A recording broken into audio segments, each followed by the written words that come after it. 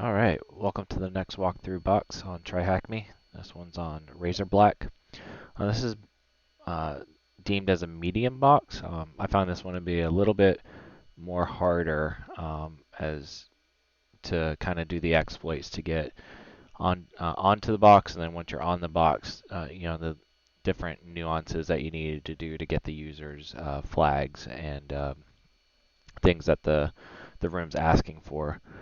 It is a Windows box, so it does have to do a lot with Active Directory and Windows-specific things. And there was one section that I'll cover that really tripped me up at first because you would think that it would work based on the commands, but it didn't. So we'll cover that whenever we get to that section. So let's look at the box. This one is again a challenge box, so all it's asking you is the flags, and it's not really guiding you in any sense of the manner there. This one does not currently have any write-ups either, so we'll copy the IP and we'll put that into our targets file there.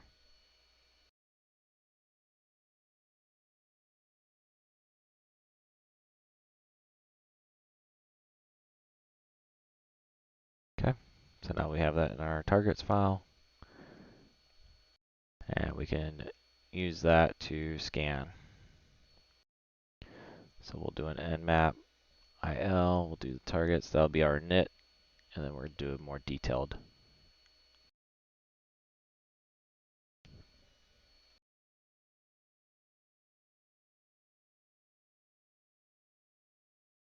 For the detailed scan this time, we're going to invoke a lot of the scripts to kind of cover some of the basic Windows stuff. So we'll do default, do version, do SMB all, LDAP all. We'll do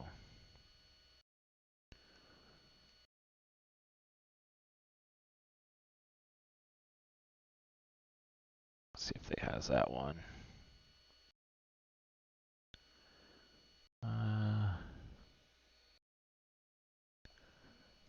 We'll put a timeout on these.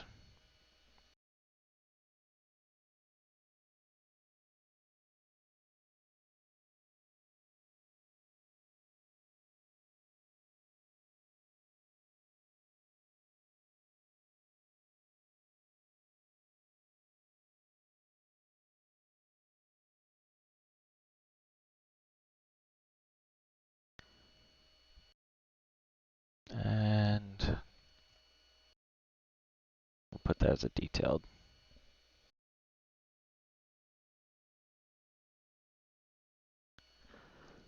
Okay, so we'll kick that off and kick that. There's no WS man script, so we can take that one out.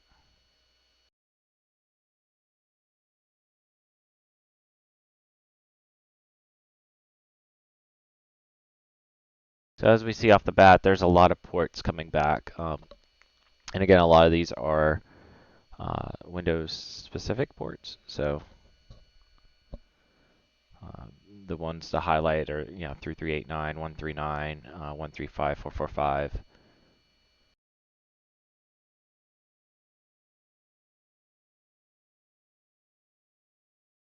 So if we go back up here, so another thing about noting about this box is that there's no web server or anything like that. On some of your other boxes, you end up getting used to having some kind of web server or something else to kind of basically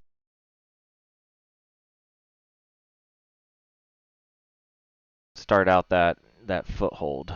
So in this instance here, we don't have that at all. So we're gonna have to figure out a different way. One of the good key indicators is that we do see the NFS enabled, and we also have SMB. So we'll do some SMB enumeration.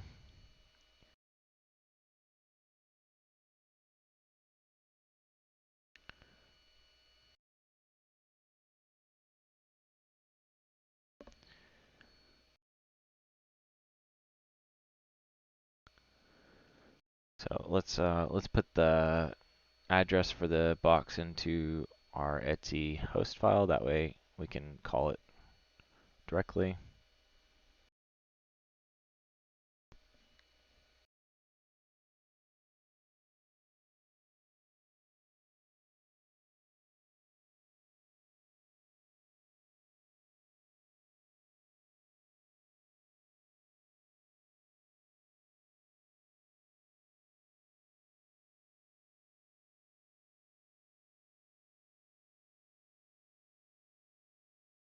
Okay.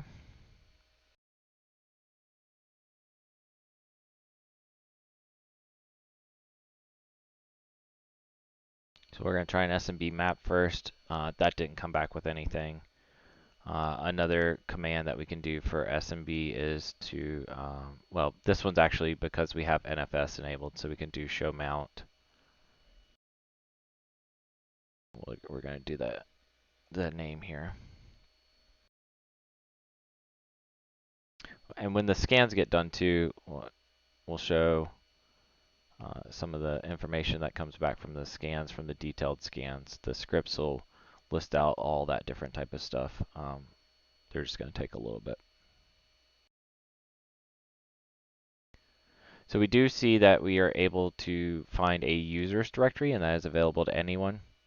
So in order to mount or to use an outside directory, we need to create one usually to kind of map that onto our local system.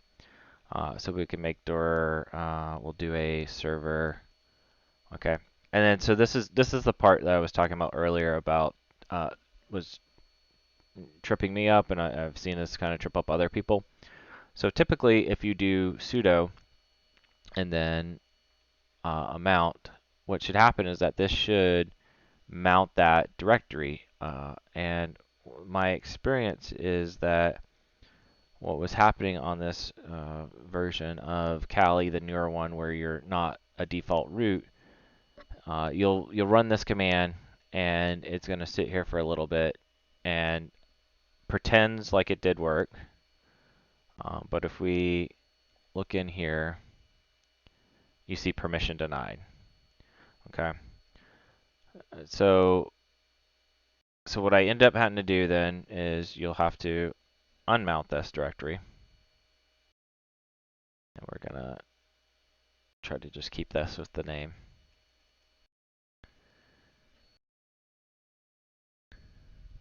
Oops. Okay, so now we're unmounting it, so now it's not mounted. Okay. And then I have had to basically drop to root. So now you see that we're root, and that's indicated by the skull icon there.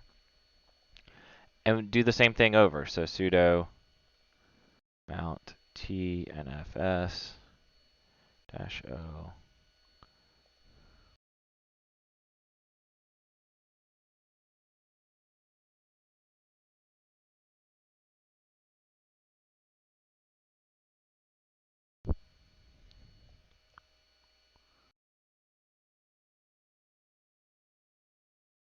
Okay, so again, it looks like it did it. And now you'll see the files. So again, the typical thought process is that if you're using sudo from a user, then that should have worked because sudo escalates its privileges to root to do the command. And you have to have root privileges to mount it.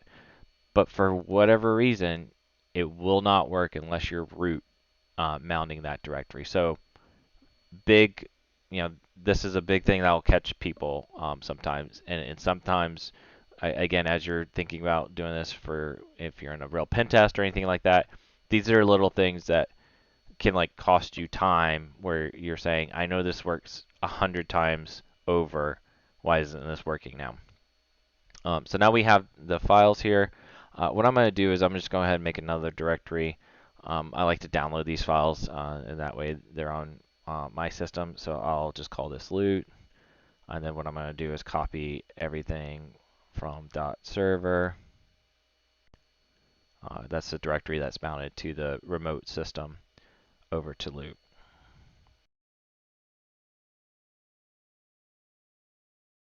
And let's see if that worked.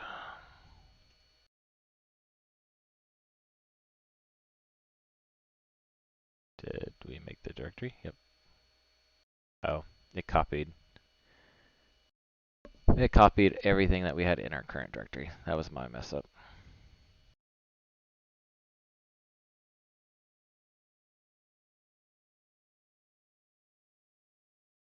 Uh,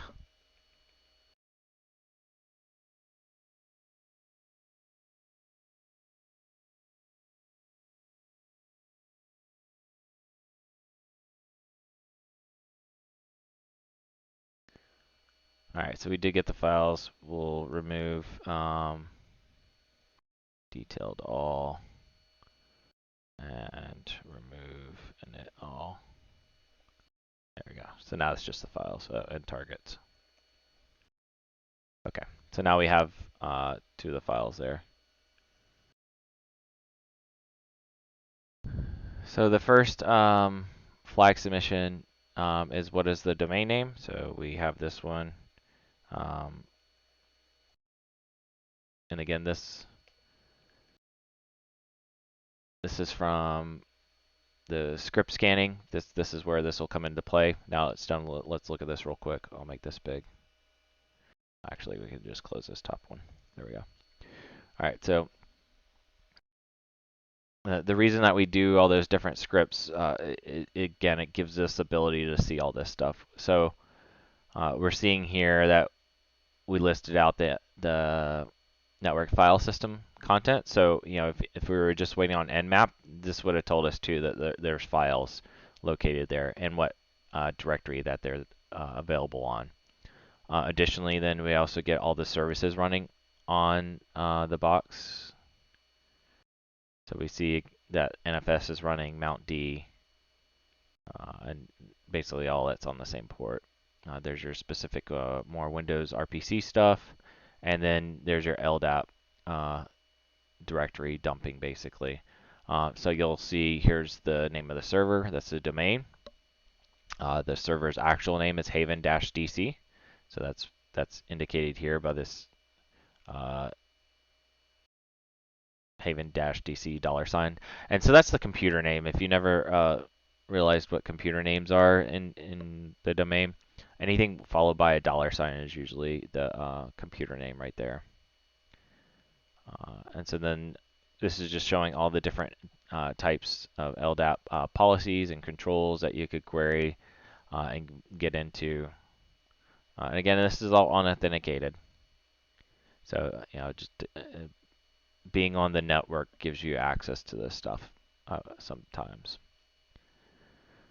And then here's more querying of LDAP.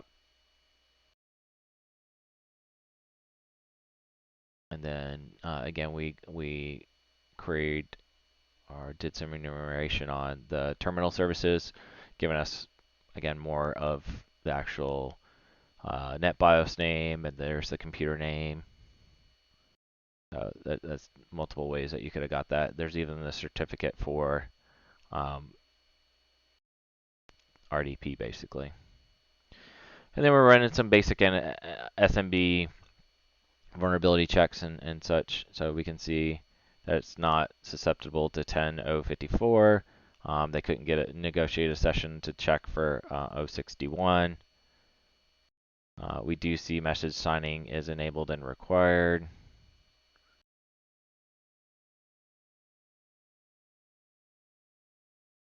So that's where we get the answer for the domain there. Okay.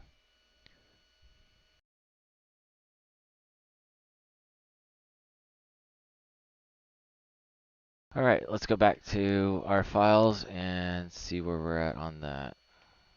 So we have two files. We have S. Bradley and employee status.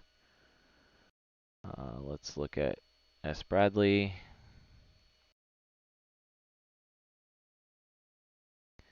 Okay, looks like a hash or an answer for one of the things.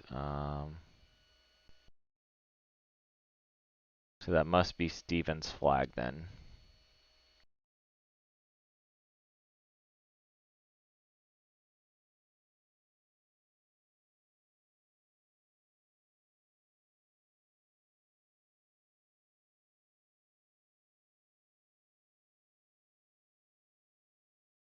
And it is.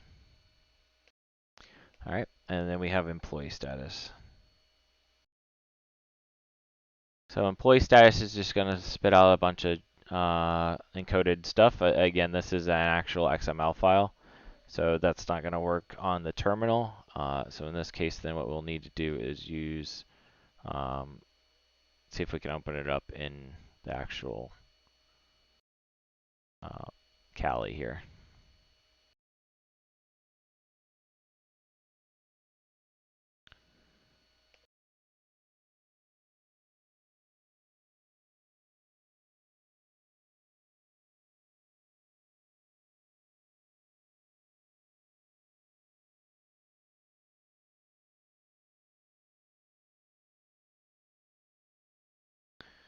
All right, so it doesn't want to open that up.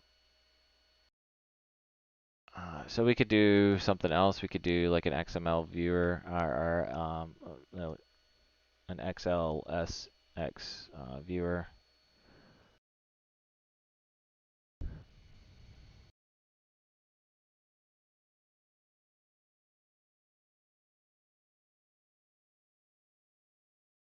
So you just drop the file there. So again, on a pen test, you wouldn't do this without permission that you use outside services to do this, because again, you could be exposing customer data. But for us, this is kind of a way for us to kind of look at this.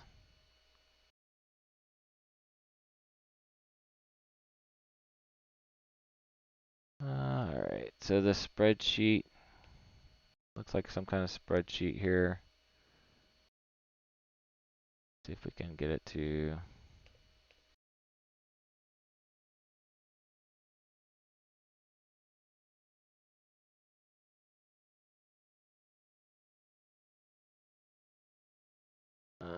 This one's not letting us really see too much in here, so we might have to try a different one. And you could also install like LibreOffice or something like that where you already have that on there. We definitely don't want to sign in.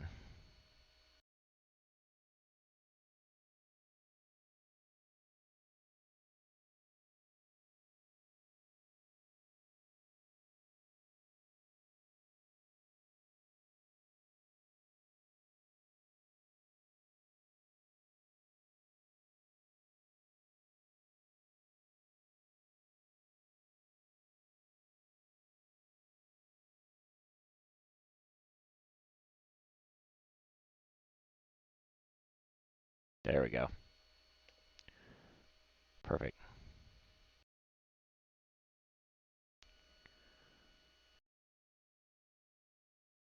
All right, so we are looking at, it looks like a spreadsheet of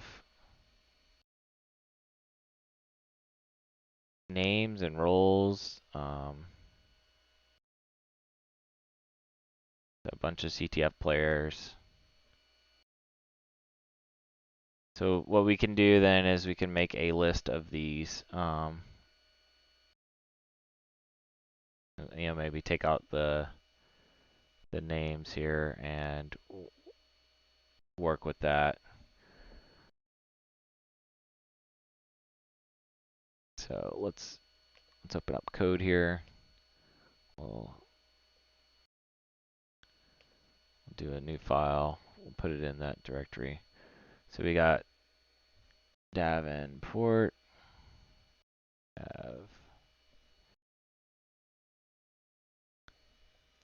So in an actual like test, what you might do is like if we found a directory online, like about our company site or things like that. That's kind of where this is playing into this, is to kind of show you how to,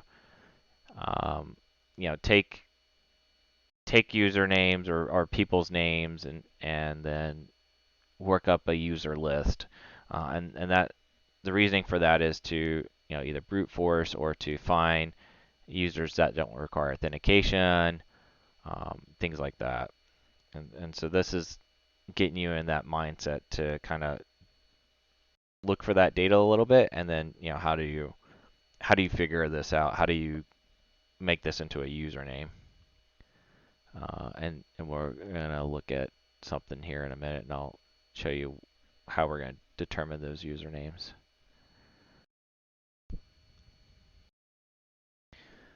So we got Rico,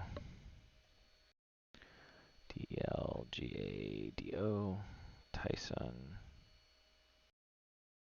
Williams, Bradley, Chamberlain. Okay. That looks like that is it. Let's just verify. Yep. Okay. So now we have the list. Let's go back and look at the directories and stuff. What we had access to before. So we can probably exit out of root. So we were on the server when we mapped the drive. No, guess not.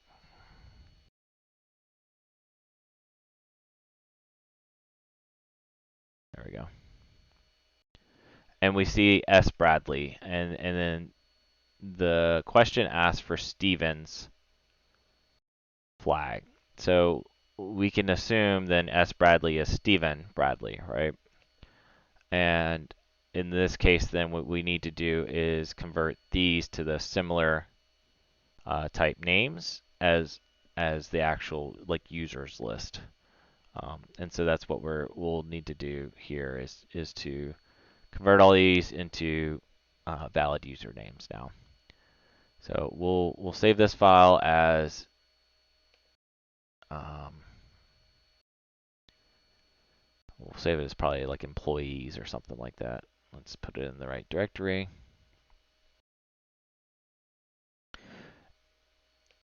And again, what you want to do is, you would want to take screenshots of this stuff whenever you're doing it. So, like where we found this spreadsheet and we're able to pull the names out, that would be a screenshot. So we're going to do a new file. We'll paste everyone's name, and we're just going to do their first initial, last name. And, most companies kind of end up doing that a little bit too. Some of them are its first name dot last name. Some are last name, first initial. What else have I seen? I've rarely seen where it's just not associated with their name. Let me put it that way.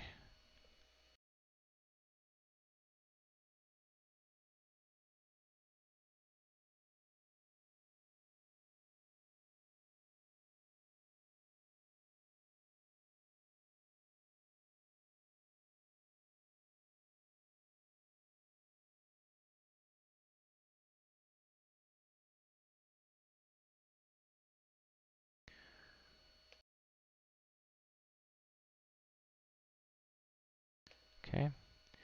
Again, we're going to save this as, and we'll save this as a users list because that's what we're going to use it for, users.txt. Okay. All right, cool. So now we have our users list. All right, so once we have the user list, now we need to figure out, a little bit more about the box, see if, if we can gain a foothold. If you remember, we didn't have any other real avenues to.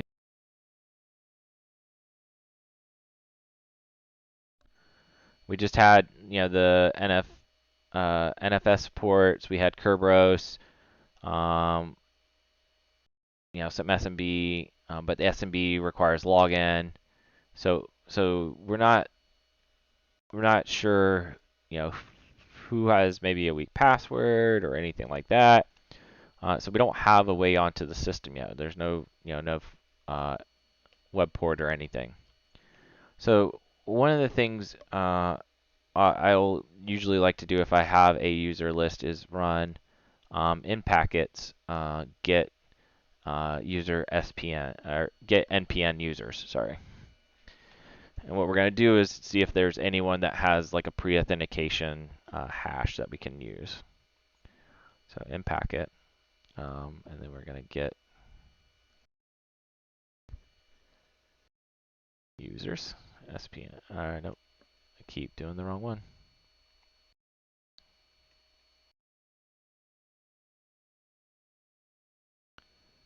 And PU. There we go. All right, so then we got to specify the domain, which is going to be razorblack.thm. Okay, the user file.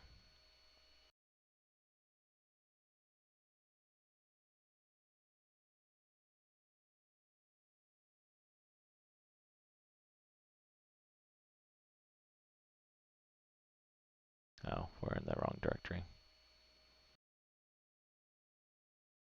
One sec. There we go.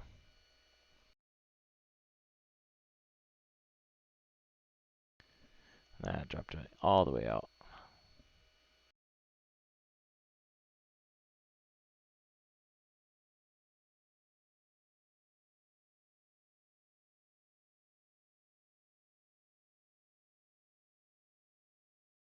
Okay.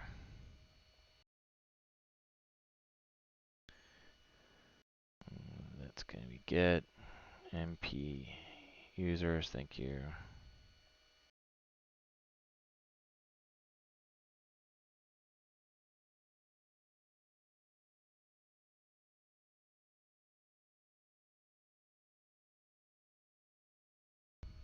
Okay.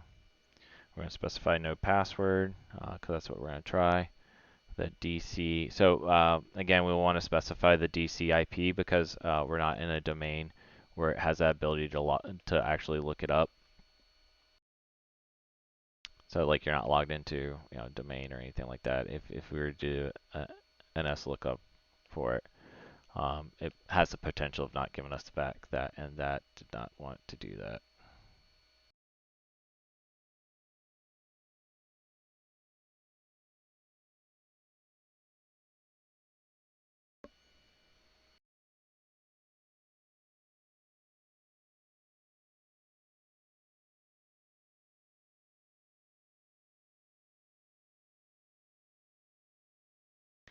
Okay.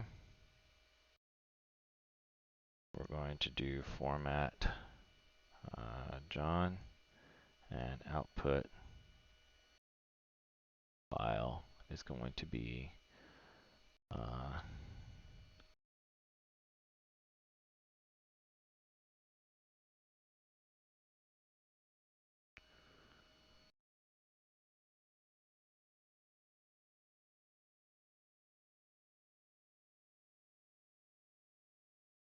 all right, so we found a couple of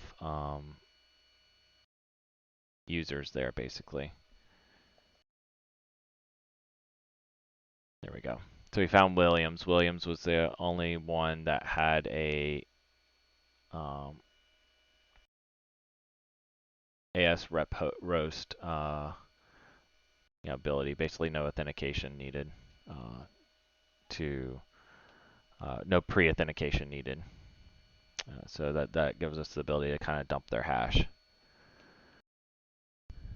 So now what we'll do is we're going to do John, word list, user, share.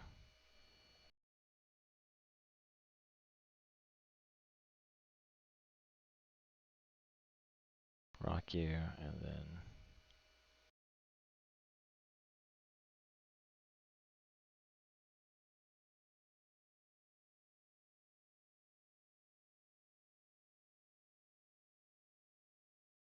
so John's picking up a bunch of them. We might actually have to specify which one we want, what type of cracking we want it to do.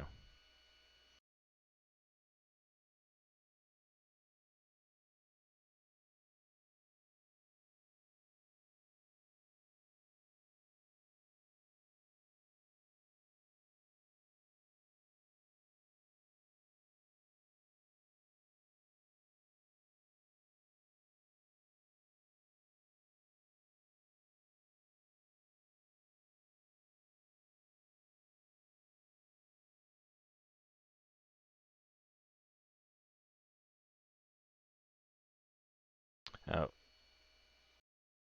common mistake. There we go.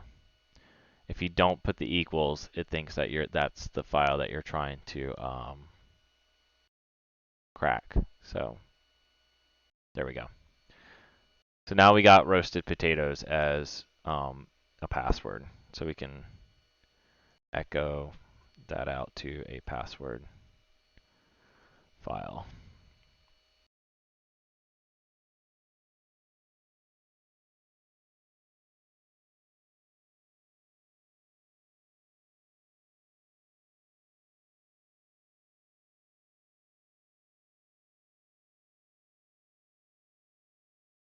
Okay. So we got T. Williams and we got roasted potatoes. Awesome. So now let's see if we see more on the SMB share now.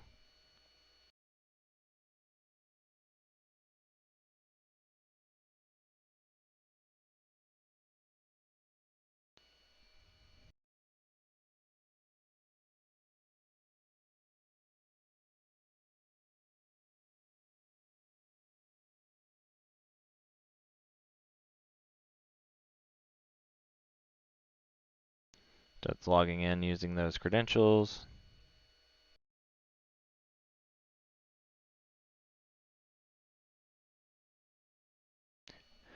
All right, cool. So now we see more more of the operating system. Additionally, we get the IPC $. So that allows us to kind of enumerate more users and get more information about them. So the way that we can do that is going to be crack map exec. We're going to do SMB. We're going to do it on razorblack.thm. Again, specify the user and the password.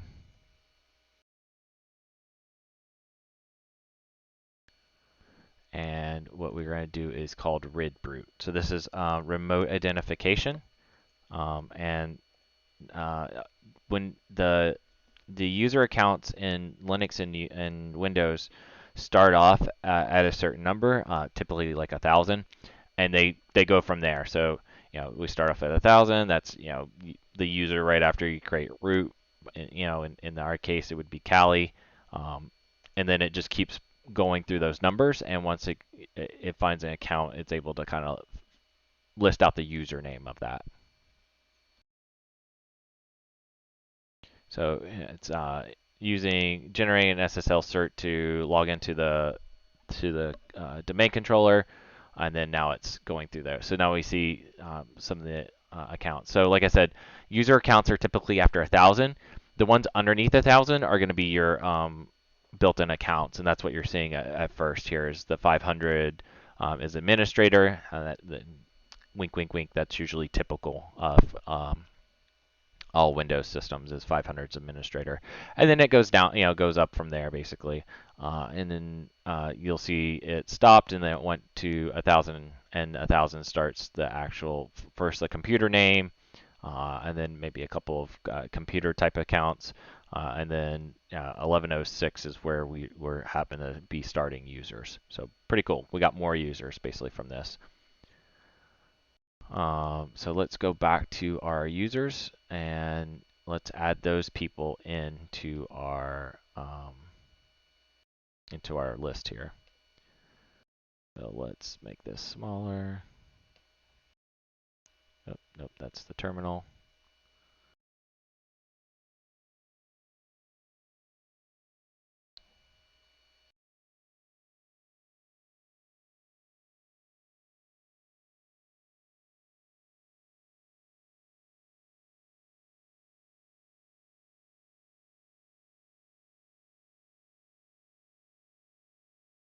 And that looks like 1D3. We should just copy these two.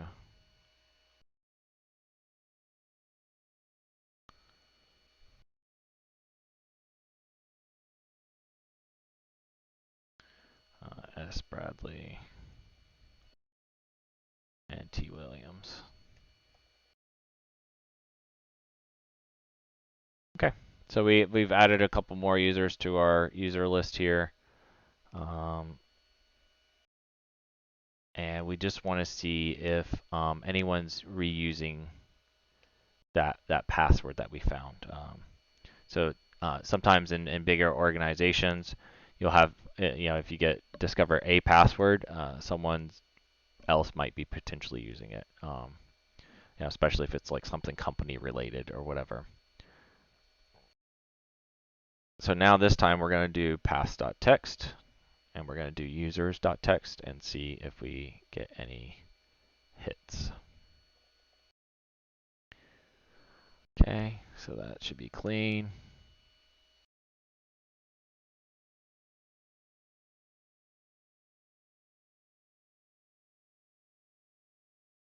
And the rationale behind this too is maybe this is a default password, and that you'll end up finding people that are reusing it or still using it or just changed it enough to get back to it. Okay. Did I mess up something?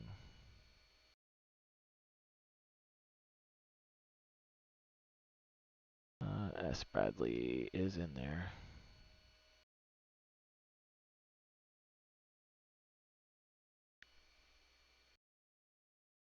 Users pass. So S. Bradley is supposed to show up that they need to change their password.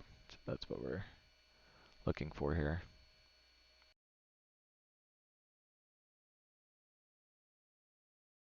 Not showing up. Interesting.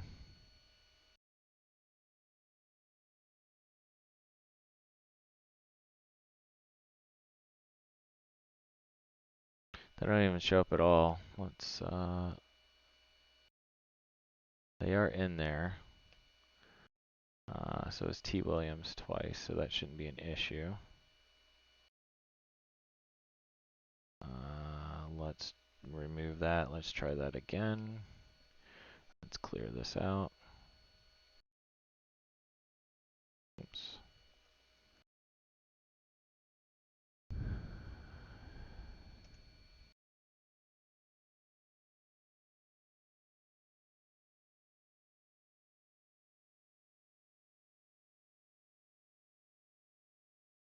There we go. All right. So this indication here is that the password works, but you need to change it. And a lot of people are, or I'm sure we're gonna, again, this is another area where you're like, what do I do in this situation? If I can't log in as this person. So anytime you get this password must change notification, you can actually still do it from Linux to change their password. It's just a little bit different, right? And so we'll do SMB pass WD, right? And then the remote host is going to be our system. And then you're going to specify the user.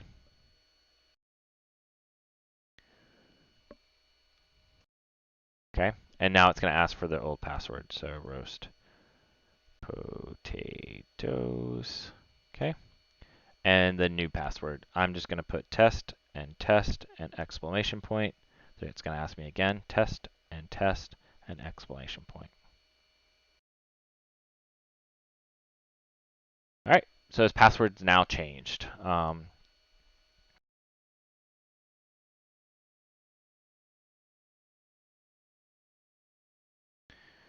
now we can do SMB map with him and see if we get anything else.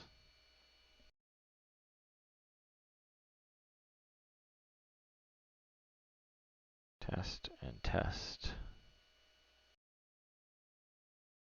exclamation point. So again, we're putting the password in single quotations because exclamation point is considered a special character in Linux. So if you do not, then it'll try to do something else with it.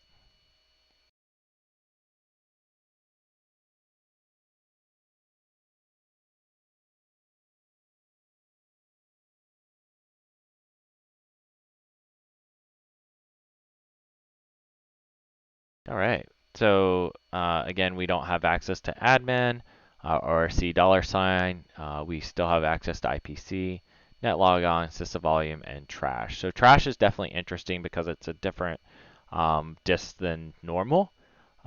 So that's one that we're going to focus on. Again, we'll change into the loot directory here. We'll go ahead. We can make a directory for S Bradley.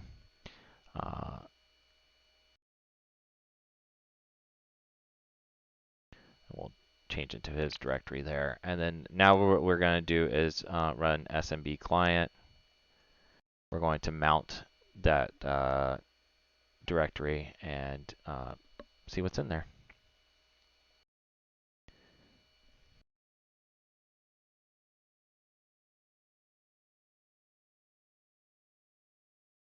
So when specifying a user, for this one, it's like this, and then it's the percentage symbol and test exclamation point.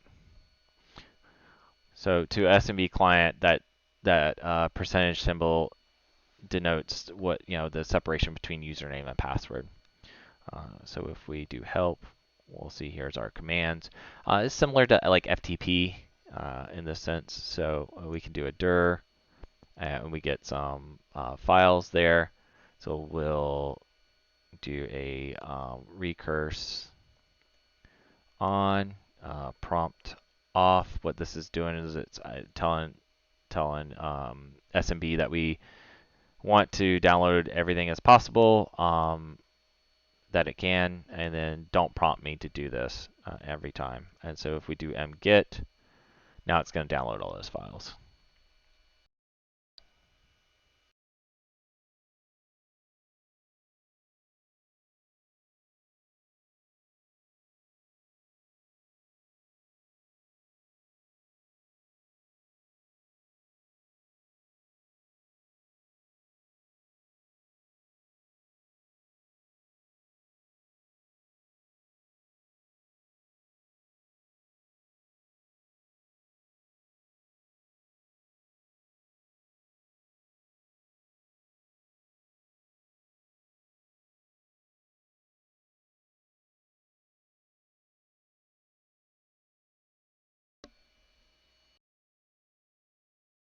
Okay, it looked like it got them. Let's open up another terminal underneath here. Let's just double check. So blue loot S Bradley ls. Let's make sure we see the sizes. 1340. Experiment's gone wrong. Looks like it's a little bit smaller. Getting file as experiments got wrong. Let's try to get that one just one more time. There we go.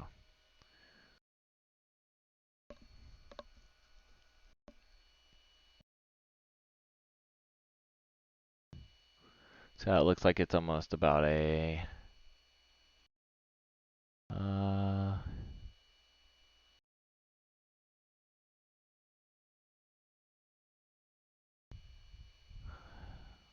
it's timing out, which is not good. We'll see if it's good enough.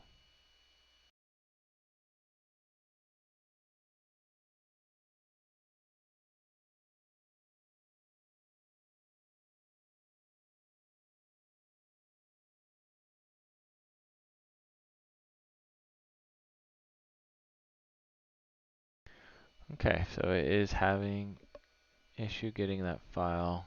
I'll have to try it again.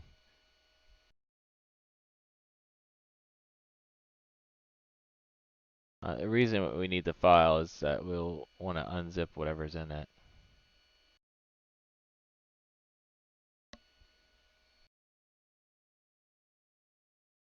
There we go. That looks like that went through this time. Perfect. So again, want to make sure that matches in size. If you had MD5 some, you could do that, but we don't have that on SMB. So now that we've downloaded everything in this directory, we're kind of done, right? So we can clean up our terminal and look at our loot from here. All right, so cat the chat log. Let's see if anything else. So it talks about zero login.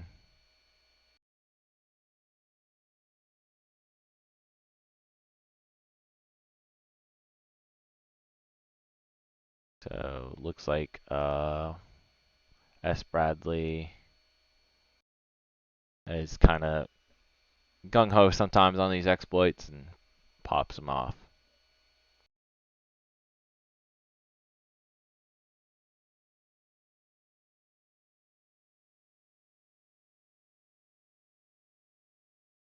So some of the context here is giving you a little bit of what's going on. He used tools to extract the NTDS dit and system hive.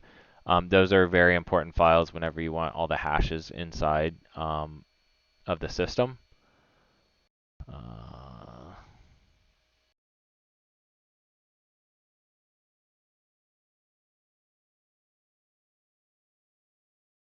So he's made an encrypted zip inside the trash share. All right. And then let's see what S. Bradley. It looks like that's the same one from before, 104. Yep. So nothing new there. Now we need to figure out the zip file's passwords. Okay. So we have a zip file. We need to convert that to something that's crackable. So we're going to do zip to John. That's going to be then experiment gone wrong zip. It spitted out all the hash there, which I should have totally dumped to a file. So we're just going to fix that now. There we go. And now we're able to use John on this. So we're going to do similar -w rocku zip hash.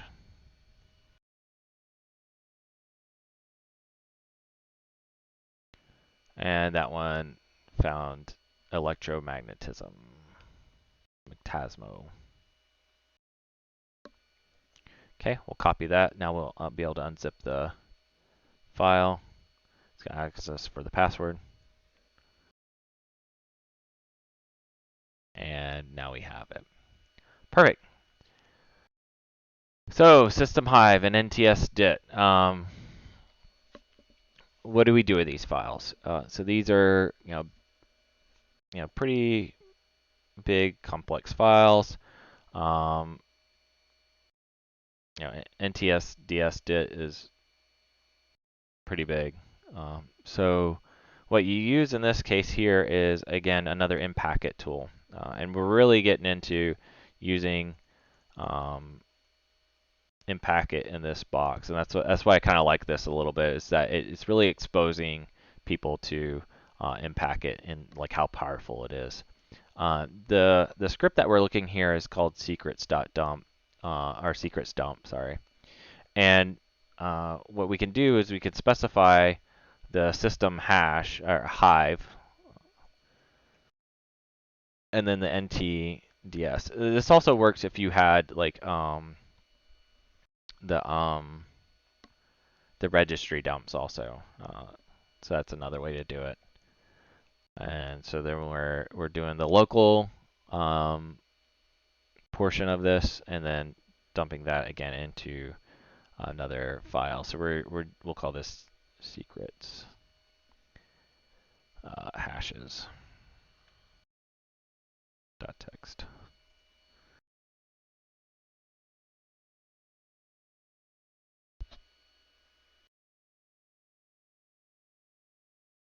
Just gonna take a couple seconds here while it loads it up.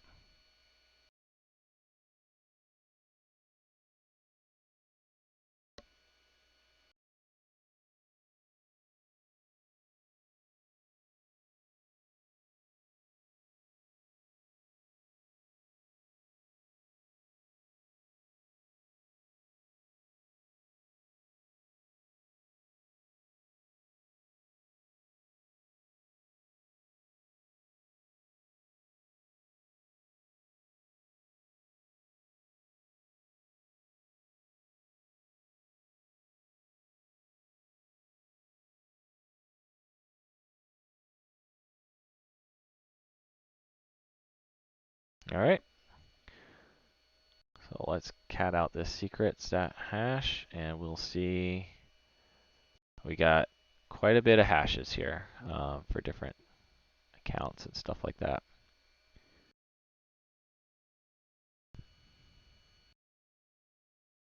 So the only thing that we care about is the NT hashes. Some of these are AES and DES, and so that's not really going to help us out.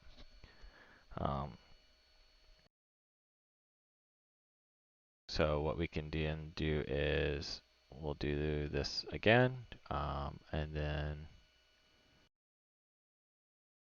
we're going to cut, and we have a delimiter. The delimiter is going to be the 2 dots there, and then field 4.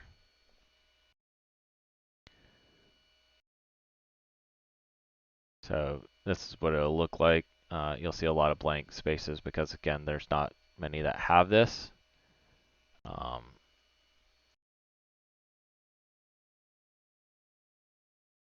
let's try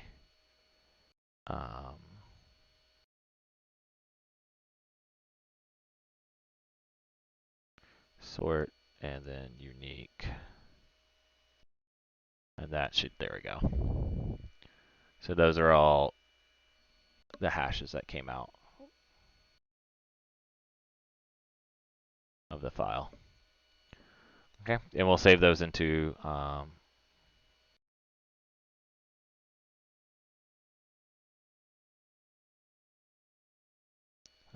pot. What do we call this? System hashes. Let's do that. We already did system hashes or something like that. NT hashes. There we go. Text. Okay. We can load this up in code. We just want to make sure it's clean. Doesn't have anything else that we're wanting to use.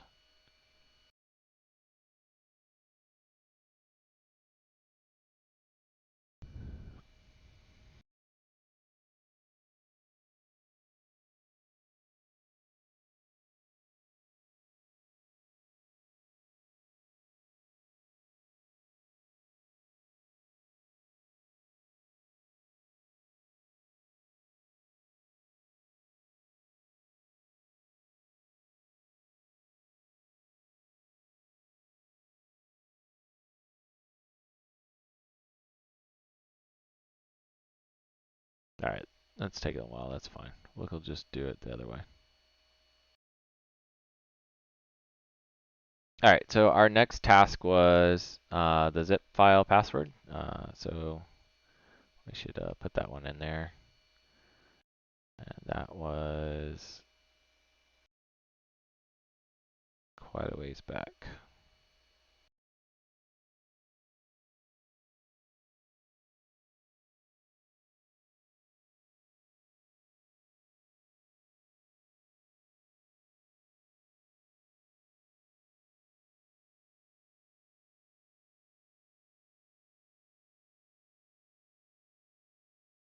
All right, well, it's not in there. It was the electromagnetism, if I remember right.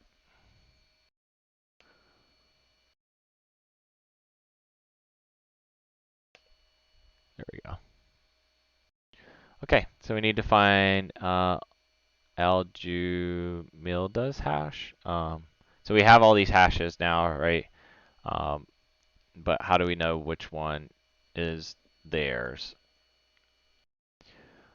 So this is where Crackmac exec comes in again. Now we're going to specify the user, right? And then we specify those hashes. So these were called NT hashes. And now it's going to basically work through all those to figure out which one it is.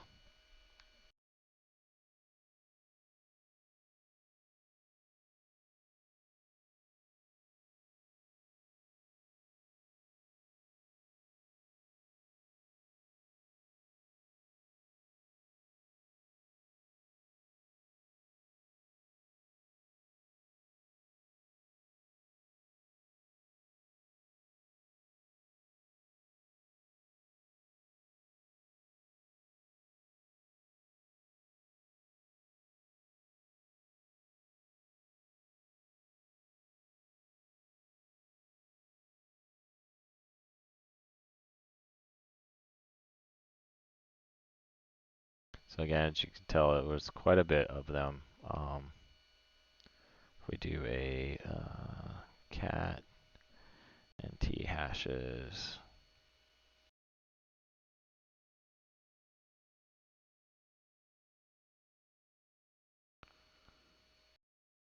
oh, we need to go into S Bradley. There we go.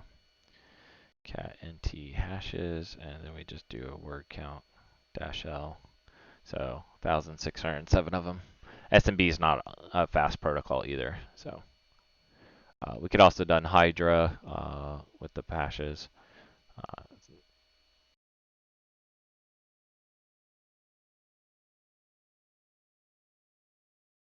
oh, yep, we're good.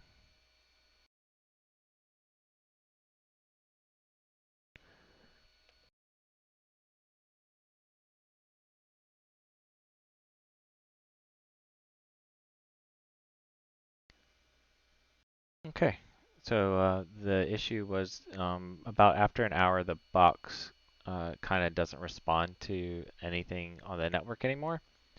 So the box has been resetted, and now we're back in the same position where we're at before. We're going to run crackmac exec on the domain.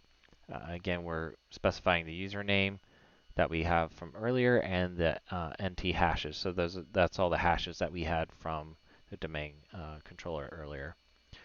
So what you should see now is it actually trying those and having an unsuccessful login.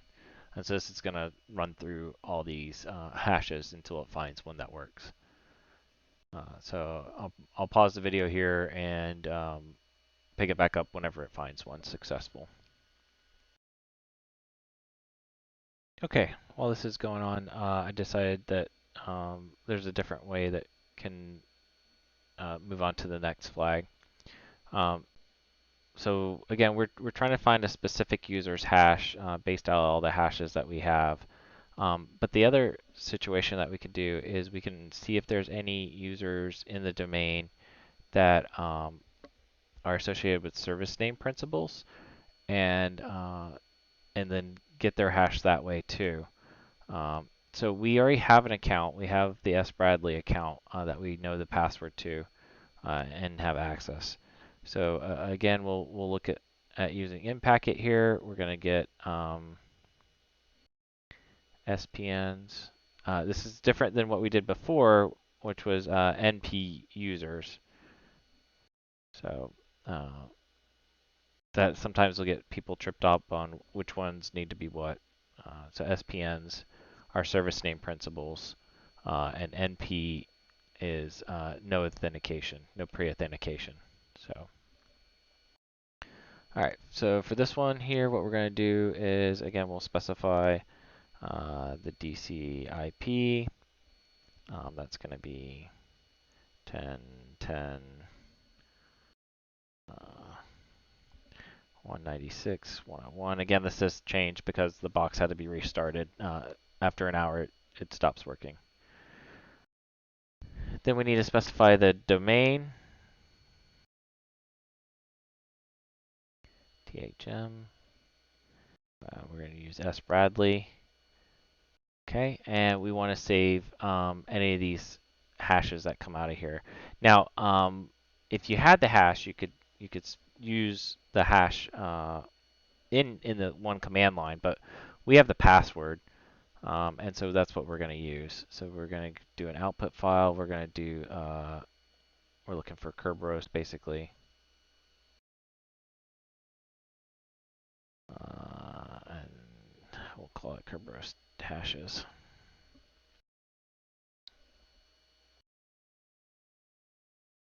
Okay.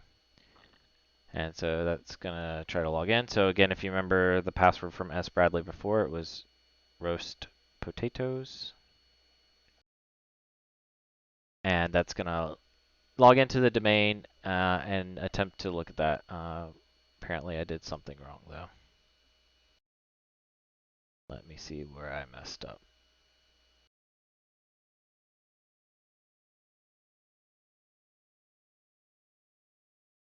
Sorry, it wasn't Bradley. Bradley was the one that we needed to change the password on. It was T. Williams that we could use. Now, you could use Bradley's once you change his password, but because, again, I reset the server, it went back to that old password, which then you have to change. And so then you run into that situation that you can't technically log into the account till you change the password. And I don't want to go through that process of changing the password again, so I will use T. Williams, whose password is the same. And again, what probably happened is that these default accounts, or when accounts get situated in this domain, right, is that they all get the same password, and then it's you're up to you as a user to change it. And that I'm sure most of the people on the video or watching this video have experienced that. You go into an organization, your passwords change me 123 exclamation point, right? And then you're asked at next login to change that. So that's the situation I would say for this domain. But in this case, anyways, we were able to log in as T. Williams using the password again of roast potatoes. Once it logs in, then the script looks through the domain looking for service principal names, and it found x WAND 1D3 user basically. And so now we have that person's hash in the Kerberos hashes here. There it is. And so now we need to crack it just like anything else. So we'll put that John, and we're just going to put. So we'll get John going while that's running. Again, at the top where we have us trying different hashes for Elvitrova.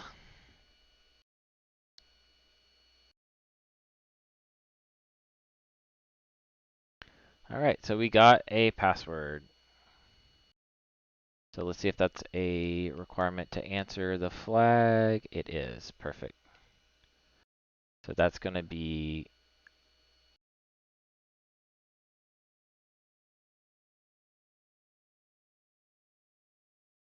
we'll copy that.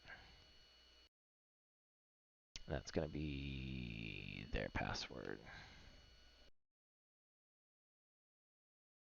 Perfect. So we're still waiting on this one here to figure out what that's going to be.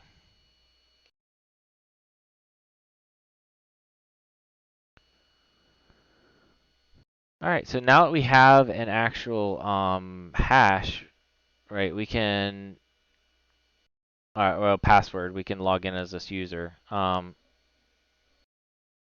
So there's several different ways that we could attempt to do this. We could do RDP. We could do evil winrm, which just provides us the ability to do it via command line.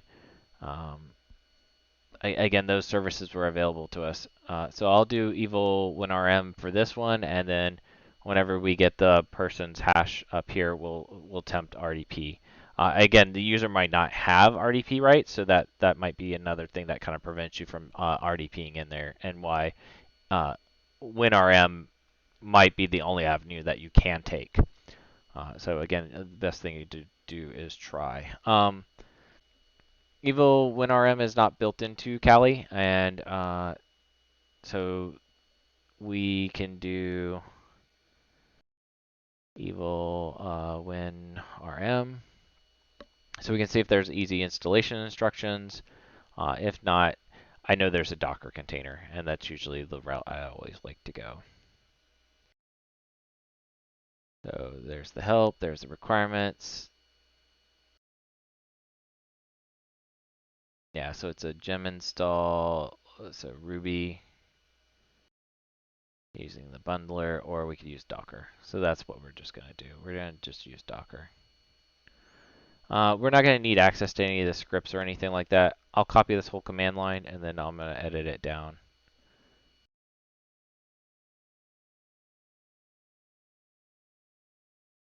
Okay. Then let me get code running.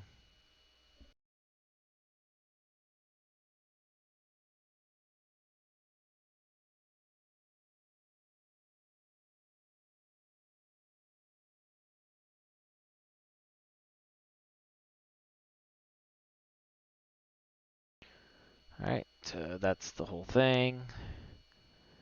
Alright, we do not need the -v. That's for mounting volumes. We're not going to do any of that. We literally just want to get into the system. Okay, so then we need to specify the host here. That's going to be razorblack.thm. The user is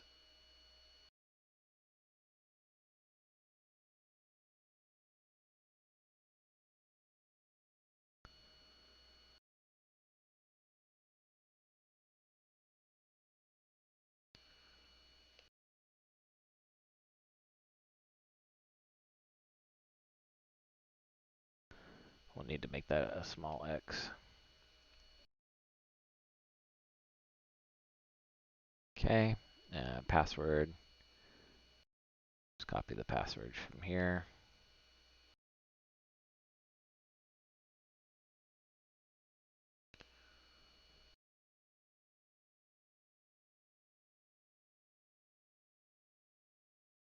And we don't need this other stuff.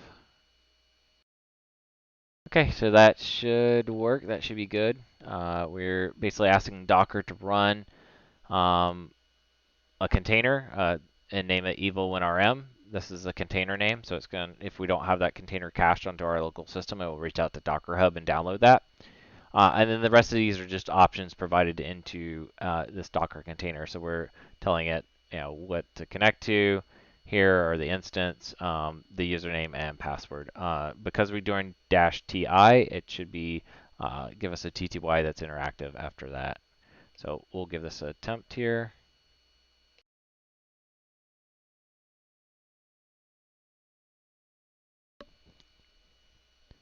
And we'll need to sudo.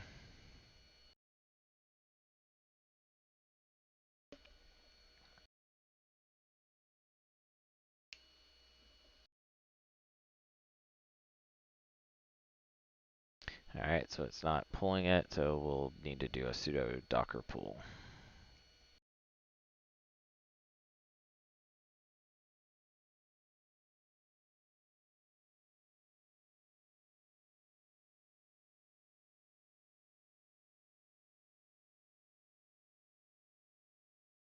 So this is downloading the Docker image off of Docker Hub.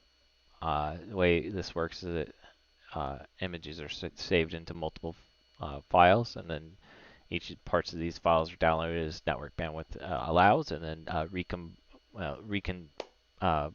press back together to make the image, basically, or reconstructed back together. In the background, again, we're still seeing a lot of status login failures. No hits yet. The hash is going to start with an F anyway, so we're looking to see if this comes out correctly.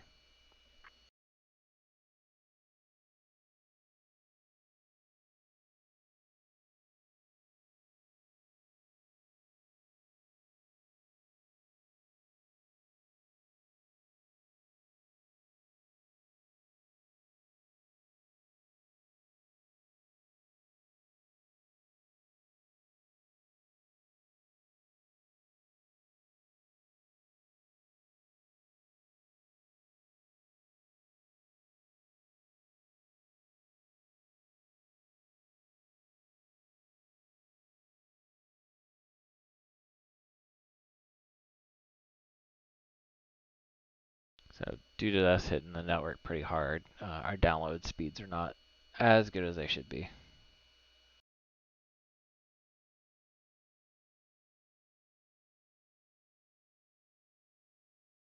I'll pause the video here as some of the stuff will catch up, and then restart it once the container is downloaded and once we found the actual hash.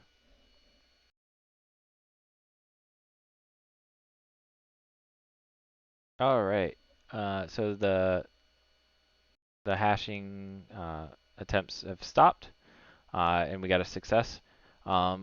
Again, to note, you want to make sure your NT hashes text, the one that we generated earlier, has nothing else besides those hashes. Any special characters or things in there can cause crack map exec to crash, and so that can cause issues too. So now that's done, and we have evil WinRM downloaded. Then we're going to attempt to use it to log into the host there. So it's not able to find razorblack THM, so we'll just give it the address.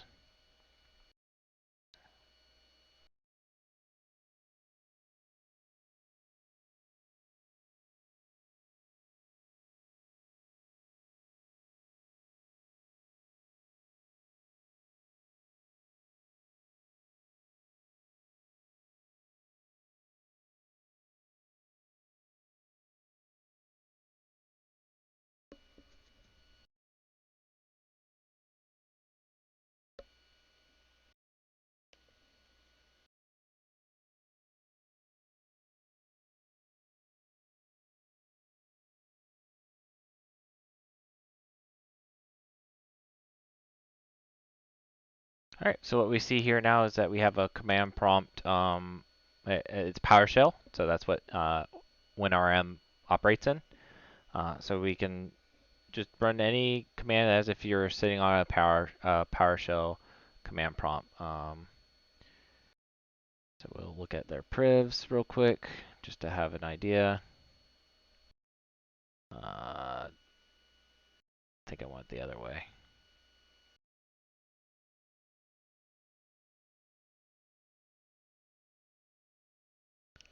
There we go. So we see this user.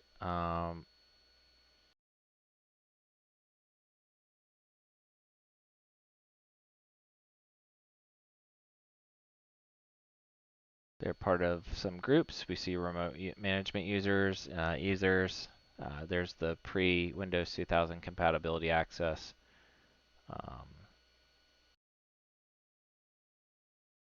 Nothing else there. Okay.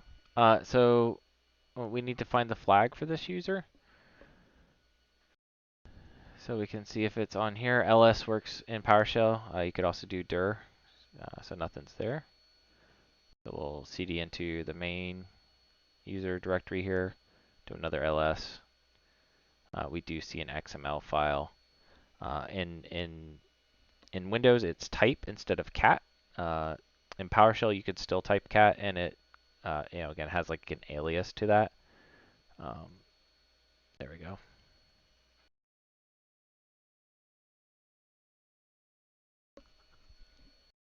So we see that it is some type of encoding there.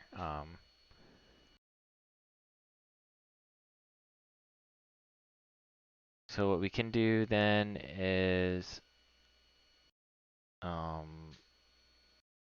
try to handle this a little bit via in a PowerShell manner. And this took me a little bit time to figure out here. So we could send this into maybe the CyberChef, or just do some PowerShell scripting. So we'll try CyberChef first, but then after that we will have to do the PowerShell. We'll go here, we'll copy that, CyberChef.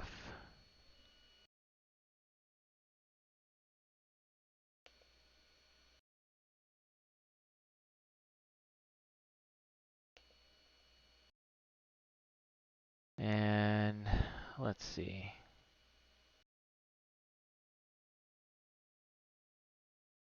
So it's not from Hext.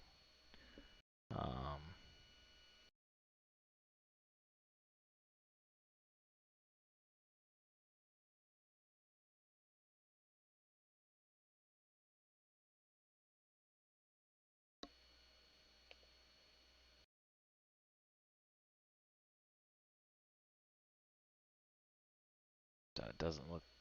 Des needs a key. I don't have. All right, so we'll just jump to the PowerShell version of this, which was a little bit easier. So what we're we're specifying is cred equals import CLI XML, and then we're going to import this file, so we need to specify it in the path.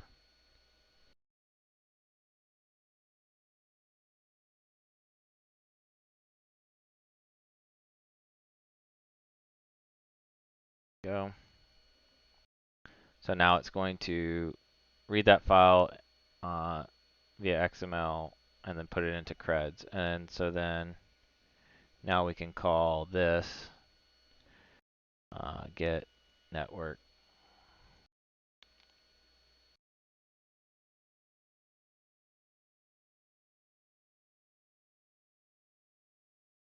credential and password.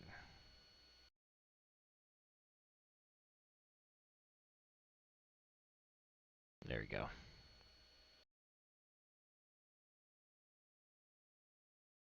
So again, it's encoded in a format, and that's what PowerShell is basically doing, is breaking that back down.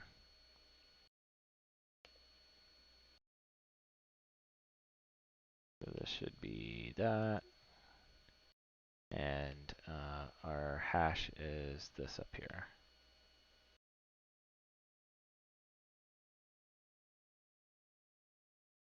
Okay.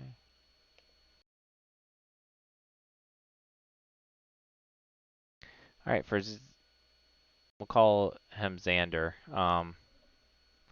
We do have a password, so what we could try to do is do like the remote into that, and just do the RDP just to kind of show the difference, right? So we'll do our desktop. We'll try to do the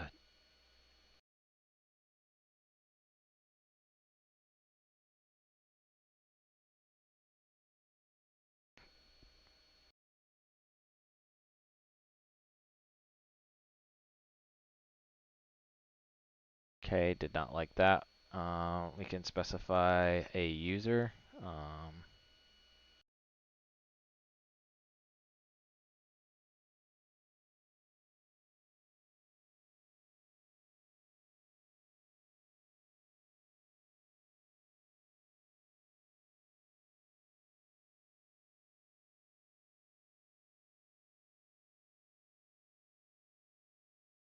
That doesn't look like it wants to do it. We'll try X free RDP.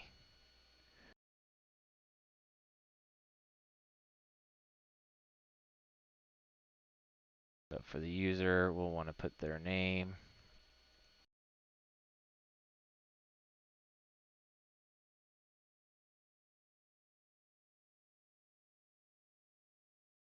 And the password.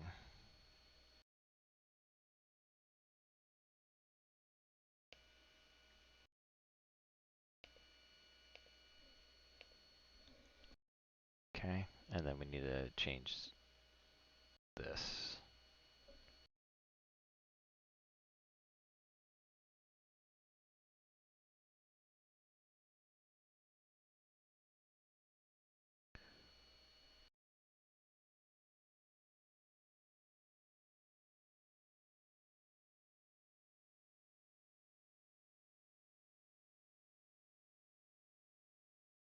Okay, looks like we're not able to do that, so that's fine.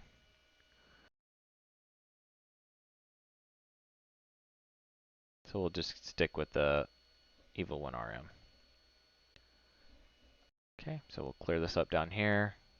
So we'll do the same thing with this one, except this time we can use the password.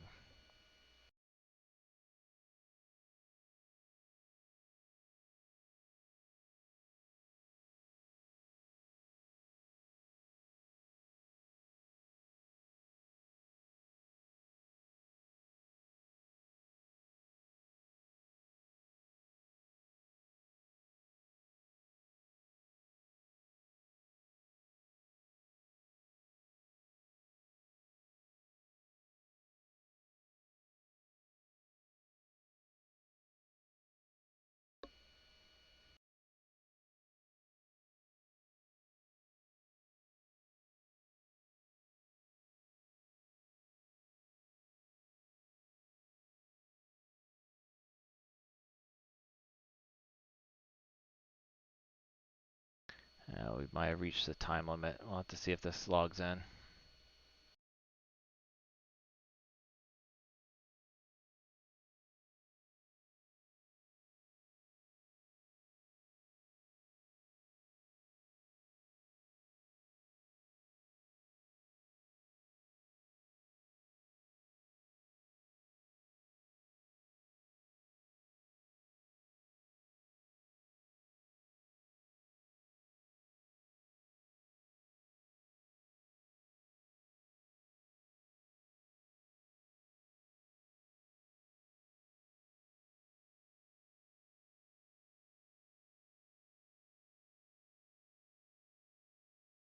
Alright, looks like we're going to reach the time limit, so again what we'll need to do is terminate this box. You might have to do this a couple times as you're going through this box, unless you're really zooming through it. Like I said, this has been my second time I've had to restart it. It's just something with the box.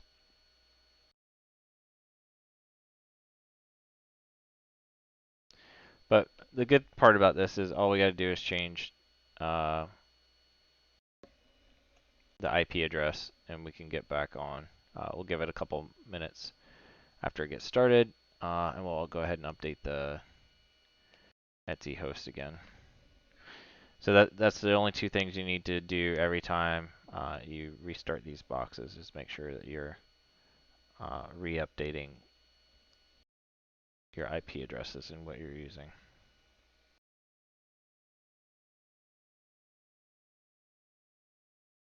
And usually I like to give it about a minute after it gets started before I start hitting it again. It takes a little bit for those services to come back up.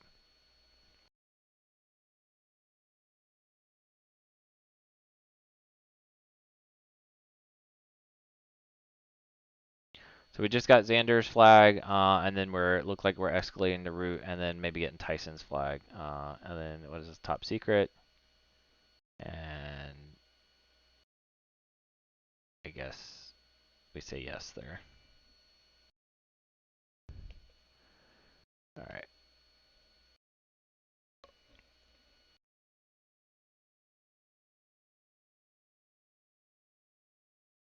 Okay, perfect. That's back up to date now.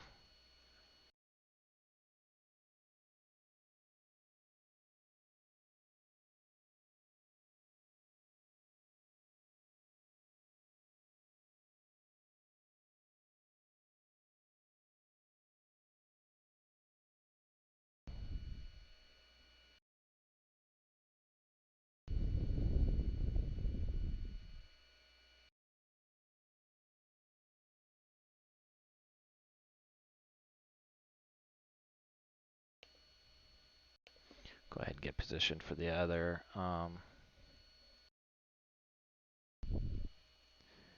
right, we'll give it a couple more minutes here.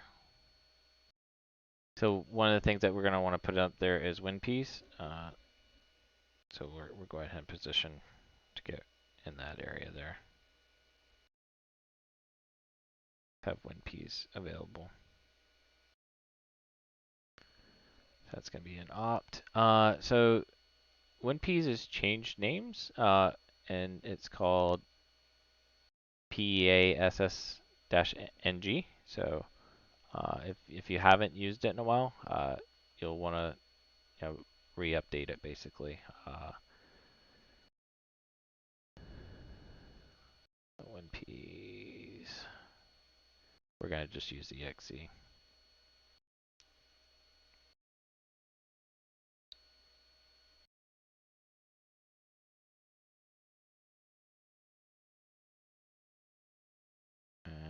Ooh, obfuscated releases. We'll see if we don't need it first, but if we do, then we can do that. Alright, looks like we're good there. So we'll Python 3 http.server. That's gonna be 8081. Whoops.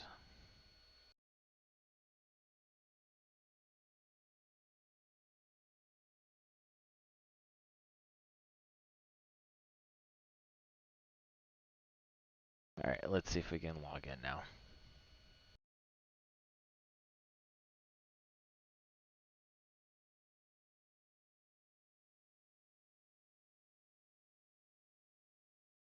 Excellent.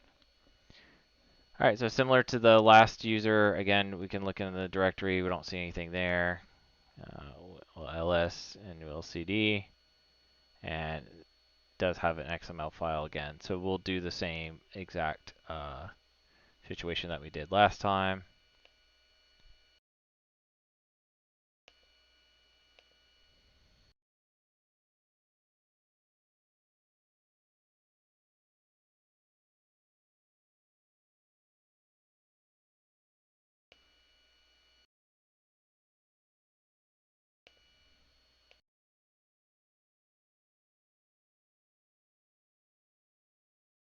And there we go.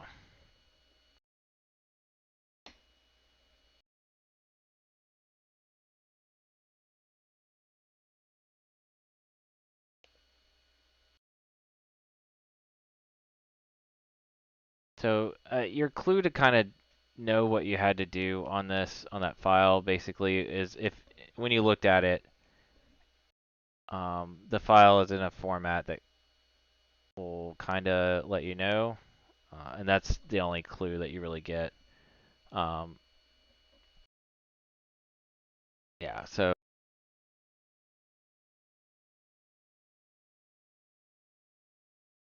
this is supposed to kind of help you, figure out how to decode this, basically.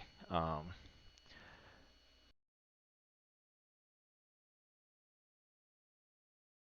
if you never encountered like network passwords being saved like this, and that can be a big hang up, basically. So okay, all right. We need to start doing our privileged escalation enumeration.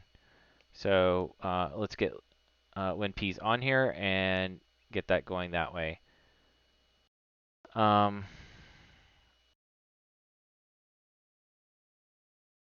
so we can use wget. So wget is just an alias to I want to say invoke web request if I remember correctly. And we need to get that from our server. ifconfig 10.0. Yep. So then that's going to be 10, 2, 12, 219. Make sure you specify the port, and then it is win p's x64.exe.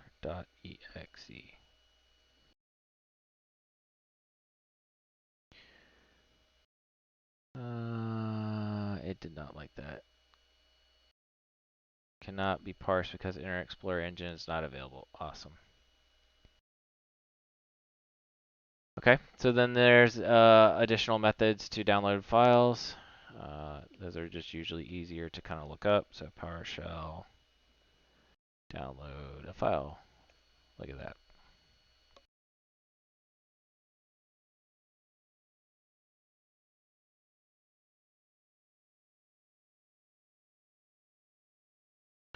So we'll try invoke web request and see if that works.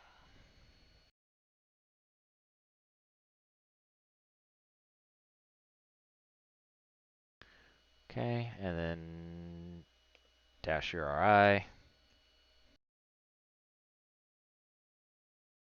We'll copy this one from here.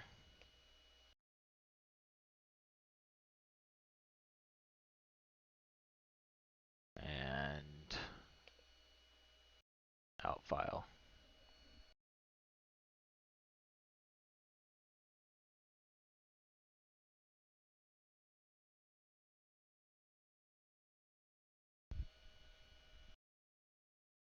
Okay, looks like it's downloading it.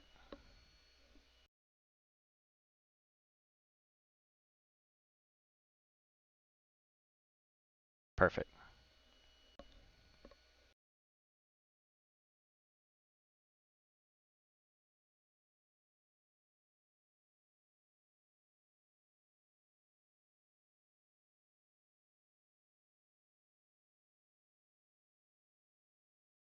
All right, it looked like it executed it, but it did not show us any output.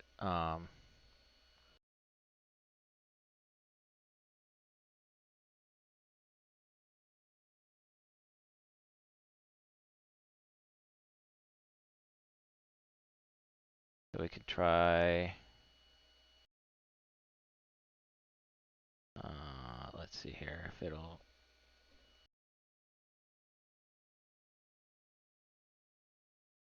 copy that in there. Alright, that didn't look like it did it either.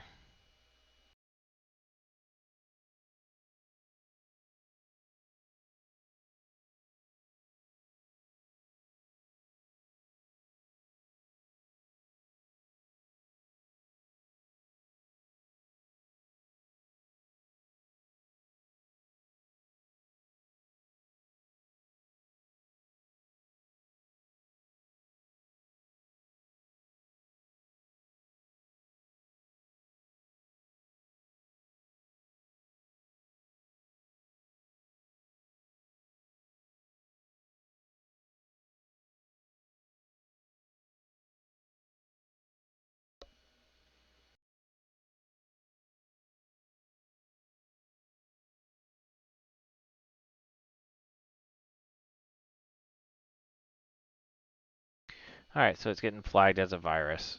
Alright. So we can try the other version.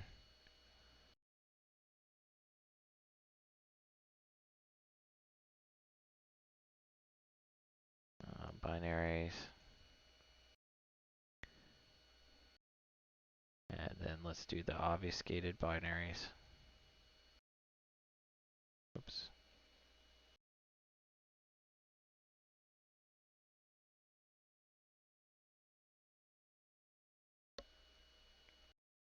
We'll try when p's any there. So we'll put this here.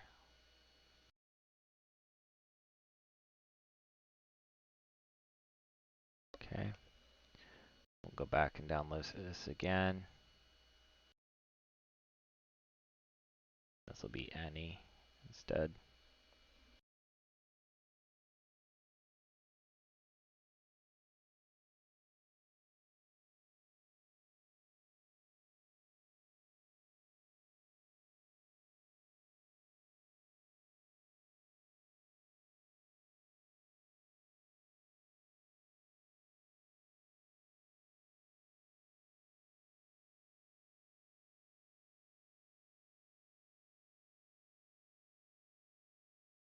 And we'll try to run it again.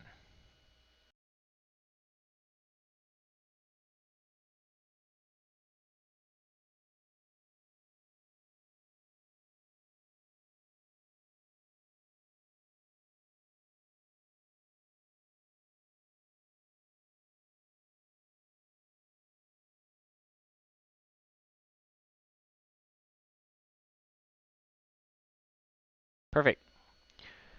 So there you go. Good obfuscation.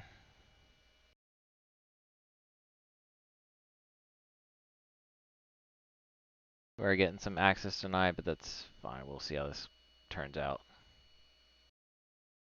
Again, the big thing is getting into the habit of using the same methods and trying to overcome any obstacles that get in your way. And so in this instance here, we were having something flagging it, and we just went with the obfuscated version of it.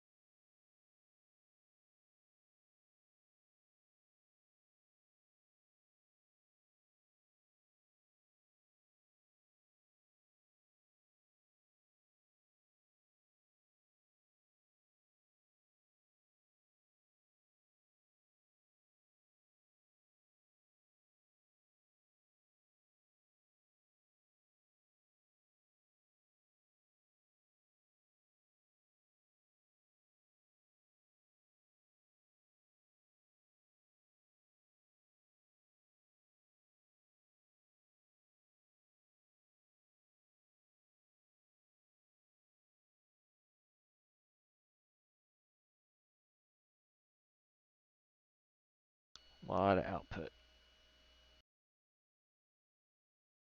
All right, cool. Hoping the terminal didn't get too full. All right, we'll start looking at some of this stuff as it's still going. So we got all of our basic system information here. Nothing more coming out of this. Lapse is not installed. Again, on a single machine, not a big thing. On a network of machines, that would be a big thing. LSA protection, so nothing preventing ability to read LSAS memory. So memory cats, that type of thing. No AV detected, which is false. Defender is probably on there. Prompt for non-Windows binaries that need to be run as admin. So we have the smallest version of PowerShell is 2, highest version is 5. We can, looks like, append directories and create directories. So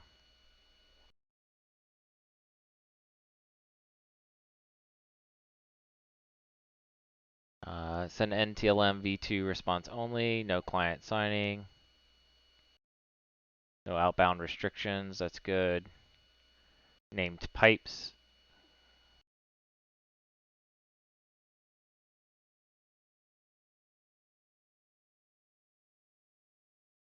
All right, token privileges. You can check to see if you can enable escalate via some of these privileges. So backup privilege is a pretty deadly one. That's a pretty bad one. We can pull that in there and we'll look at that here in a second.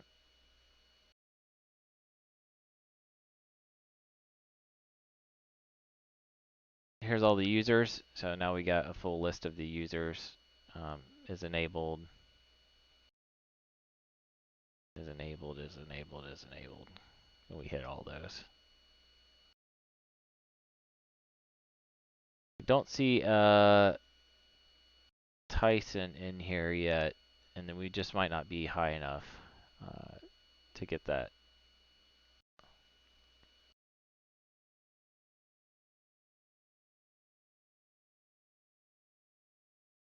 A lot of drivers, binaries here.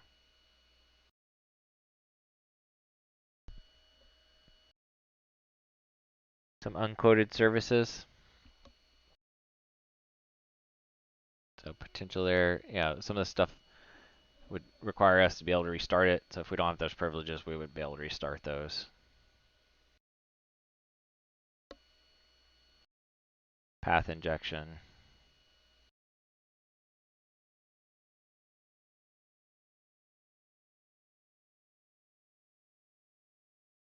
Some folder permissions there.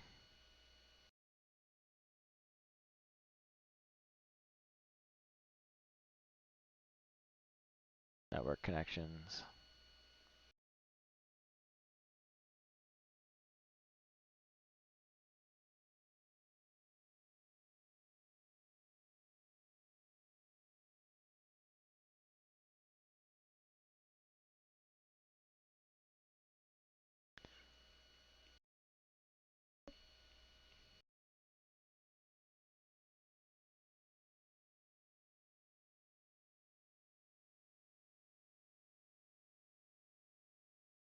Let's see here.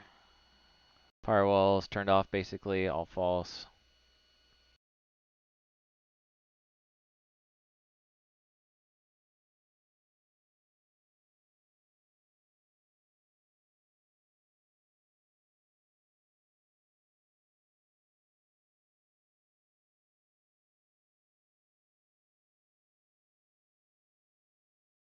No SSH keys, of course. Potential password files in different areas. Most of these look like they're just not really users or anything.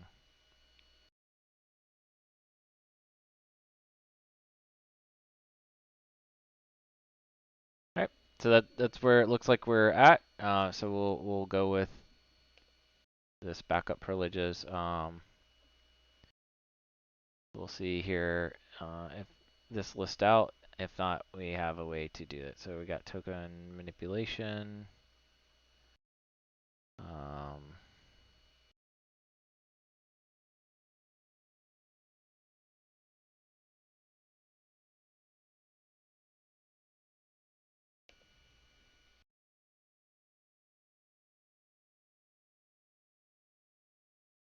There we go. We're looking for SE backup. So this is it here.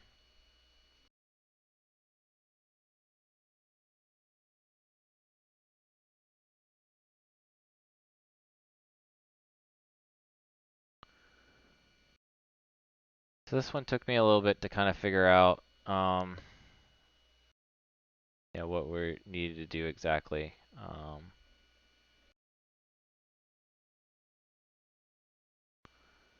I think it's documented, if I remember right, in here. Yeah, that looks right. So there's the DLLs. Yep. Okay, that's what I remember. Oops.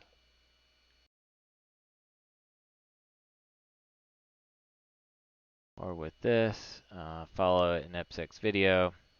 So I'll cut this short on this here, make it easier. All right. So what we need to do is abuse basically the backup functionality to gain access to this system. And so we're going to do a couple of things. We're going to set up a script to instruct disk shadow to do a couple commands, and then we'll execute that, and then we need to use those DLLs to basically inject into the process and take control of it that way, using those privileges. Excuse me. Okay, so we can go back to, let's see, we're going to do media, Kali, CTFs, go back into our directory here. I'll clean this up. We'll go ahead and just make a directory for disk shadow exploit. That way we're not in the main directory with all the other stuff. And I just realized I put dish. So now it's dish shadow. Okay, we're in that directory. What we want to put in here are the following commands.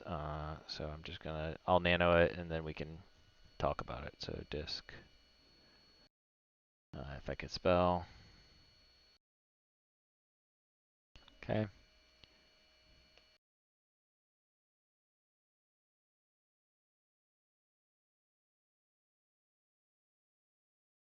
All right, so it's gonna set some metadata to the temp cabs, persistent non-writers. It sets a alias, create, and then it's gonna expose that to the H drive. Which there's no H drive, but that's what it's doing. Additionally, we'll want to go ahead and download those two DLLs. Might as well go ahead and get them in the same directory as we are right now.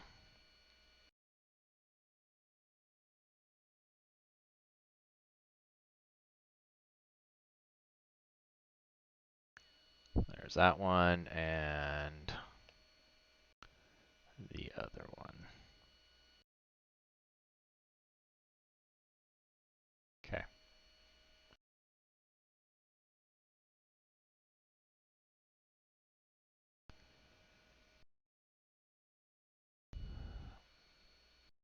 All right. Let's see where we're at.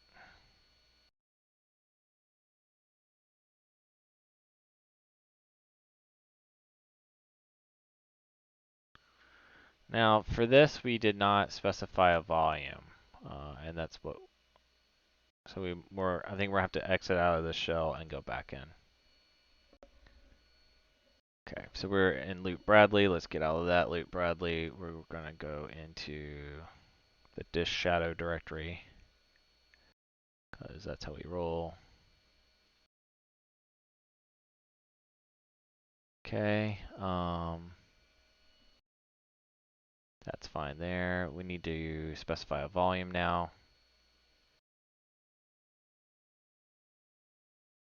So volume's going to be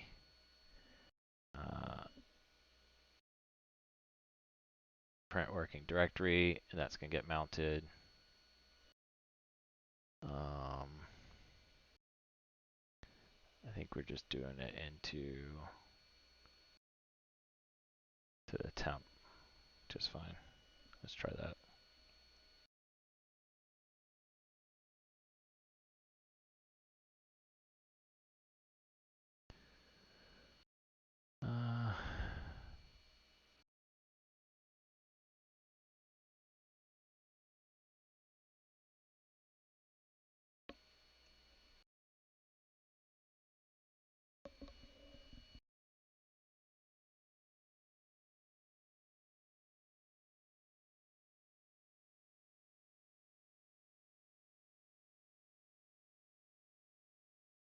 This doesn't work. What we'll do is just do the download like we did with the other file and WinPiece. I'll just download it.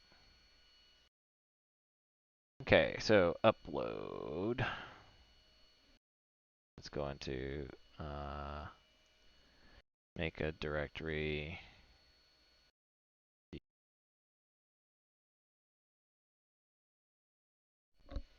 ctemp.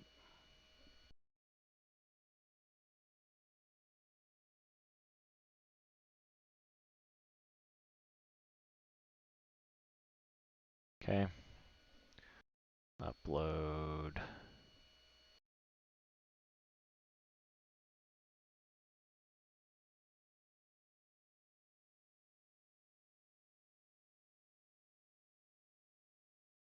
Oh, data.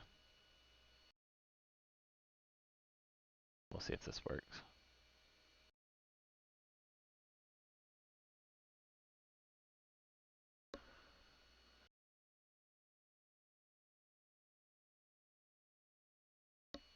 Excellent.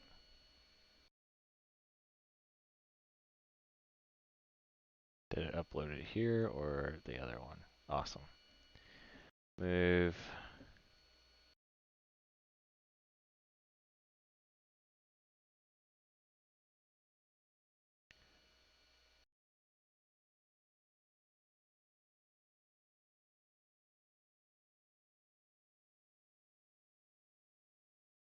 Perfect.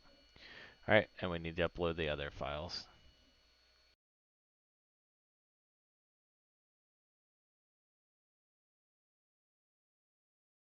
Copy them from here.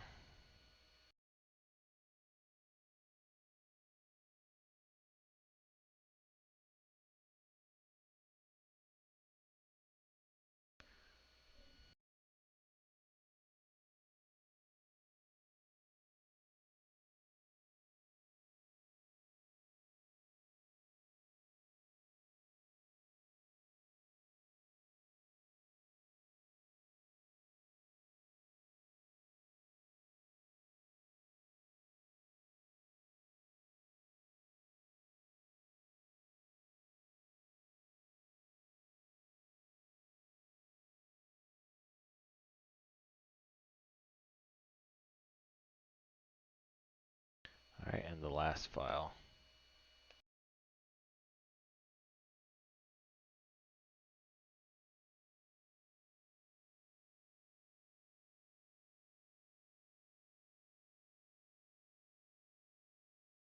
Okay, and we'll just verify that those are all in there.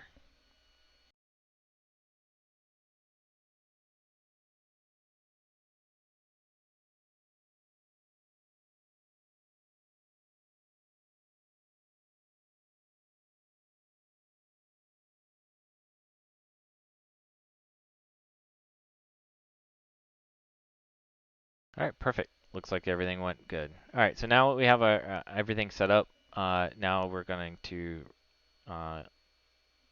basically do what we need to do. So disk shadow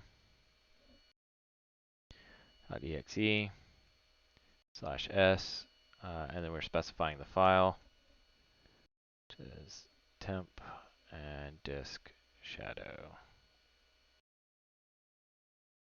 It's basically S is a script.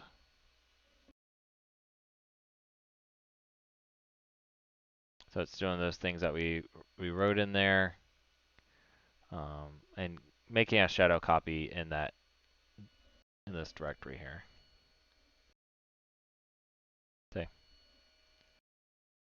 Okay. Now we have the DLLs all in place. We can go ahead and import those.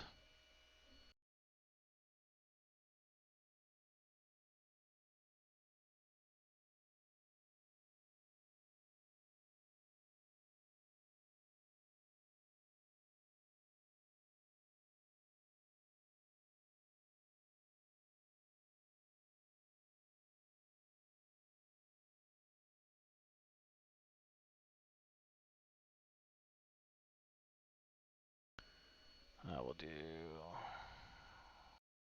utils first, and then commandlets.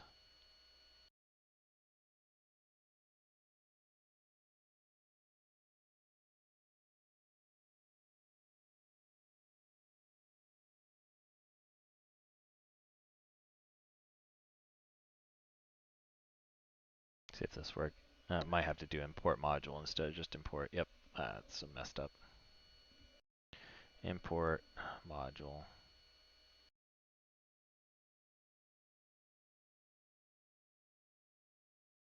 Here, I'm just going to copy these. I'm not mistyping it every time.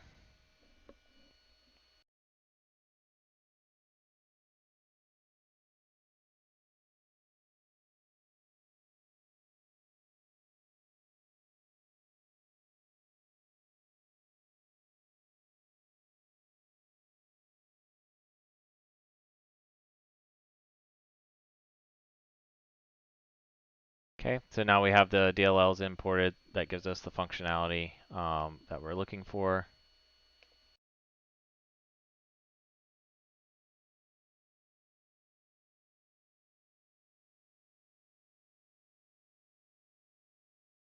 And now what we're going to do is execute like PowerShell type commands in here.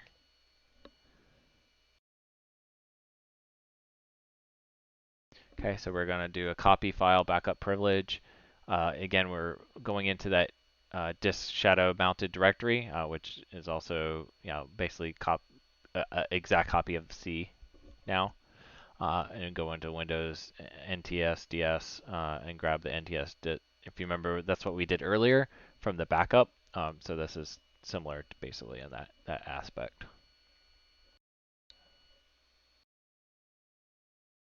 Cannot find it. Let's see, what did I mess up?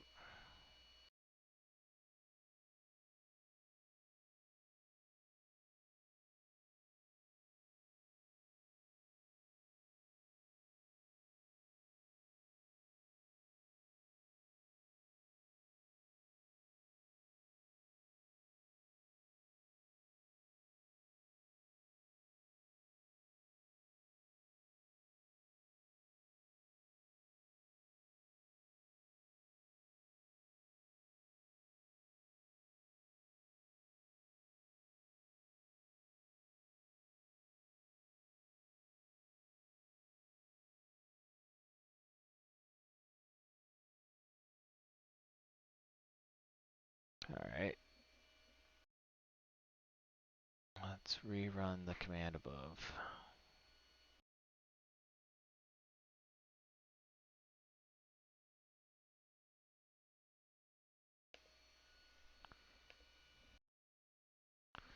Make sure our disk shadow command is not messed up. That should be set metadata, ctemp, temp cab, set context, persistent, non-writers, add the volume, calias, create, and then expose $alias as H. Okay, should be right. Run that again.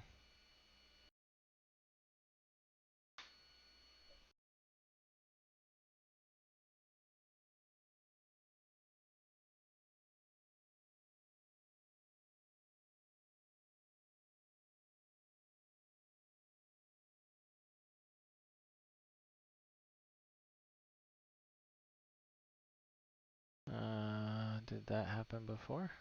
That might be why it didn't work.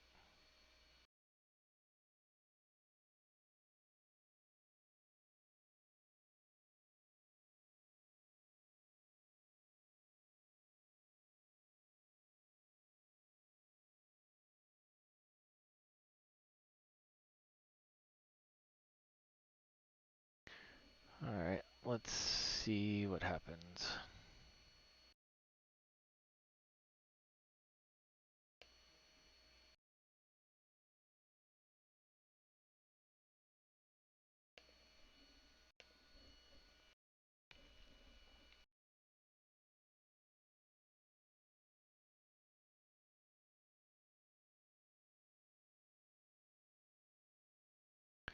Alright,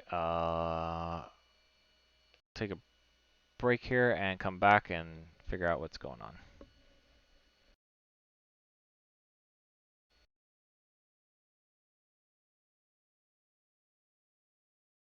Okay, catch back up where we were left off. So the disk shadow.txt, you have to make sure that they are one character space after each line. So this one has a line, a character, a space after that, and then this line has one, and then this line has one.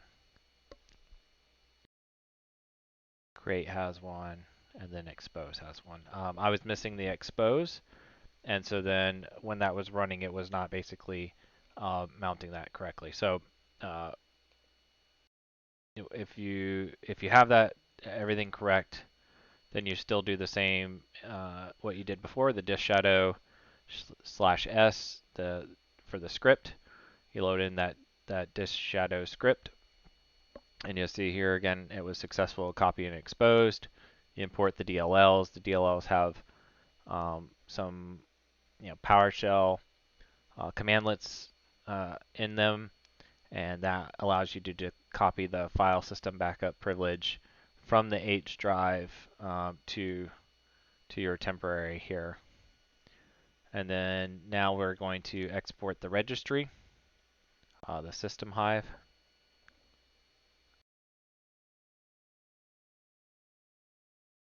And then we're going to download those two files back onto our attacker machine.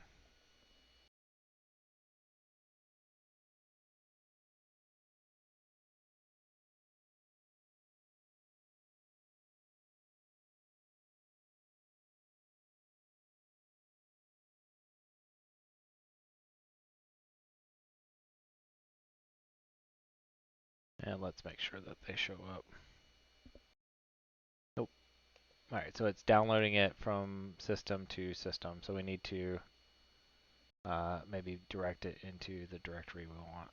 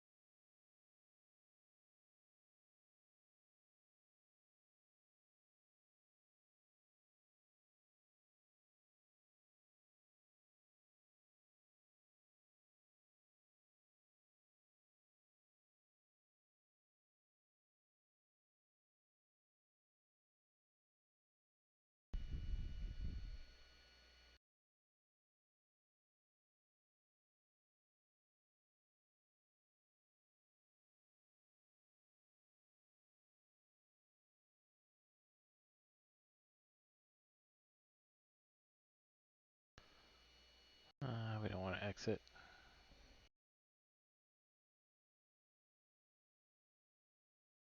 That's fine. We'll just see if it'll let us exit. Okay. So we want to download this to that.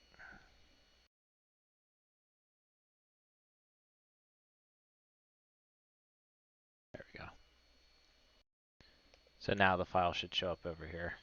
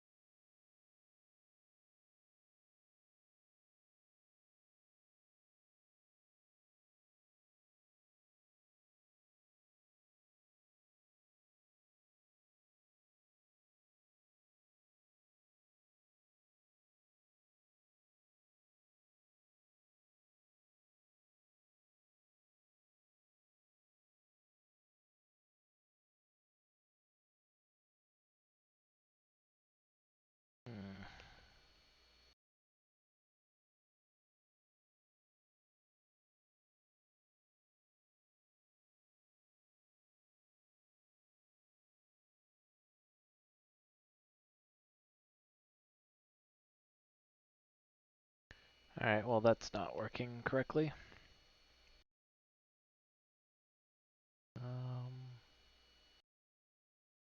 If we need to specify this.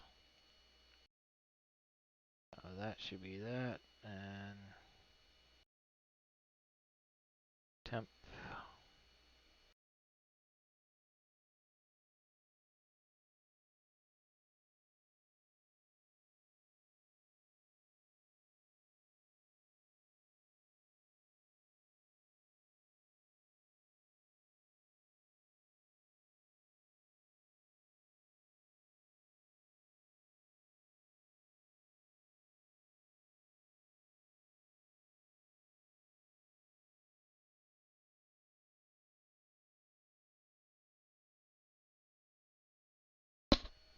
I'll try the data path after.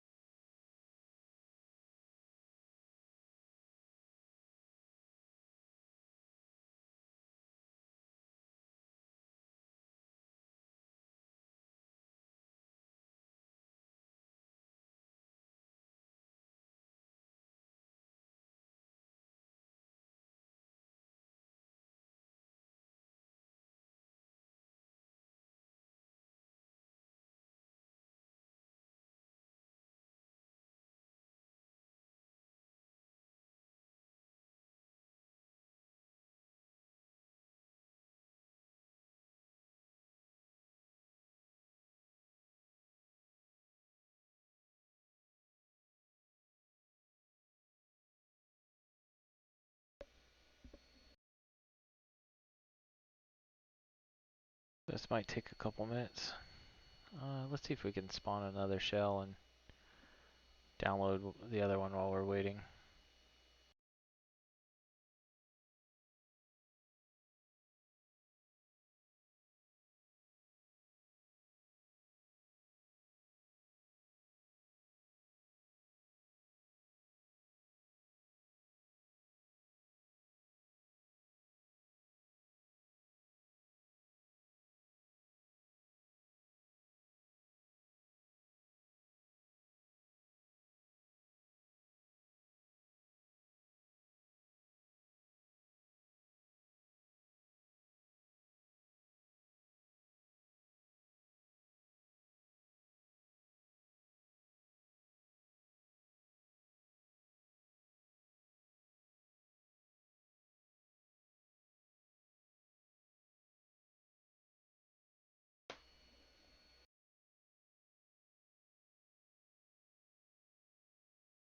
It's got a container, I already named that. We just need to change the name or not include a name.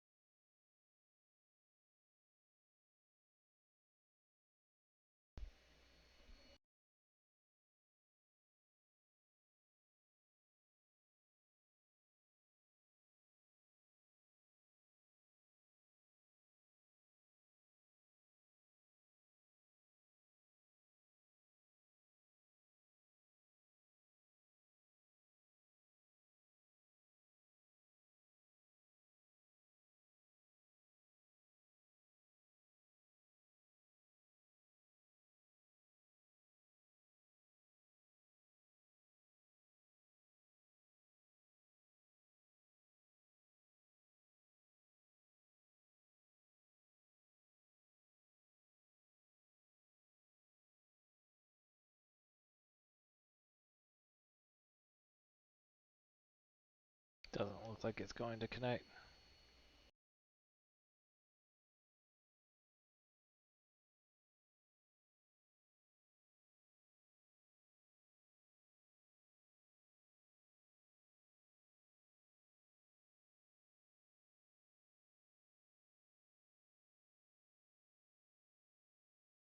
Alright, I'll pause the video again here. Once this gets done, then I'll restart the video. I'm going to download both of the files.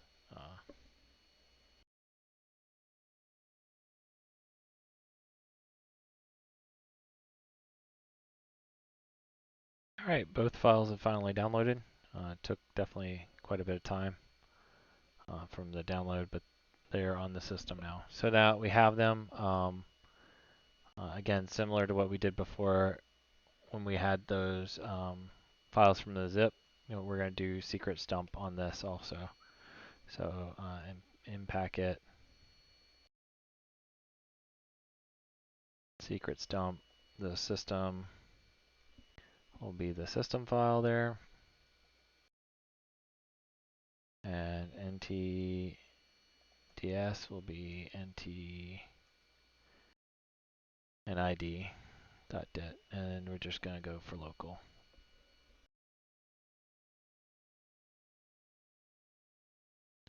We'll tee this up into creds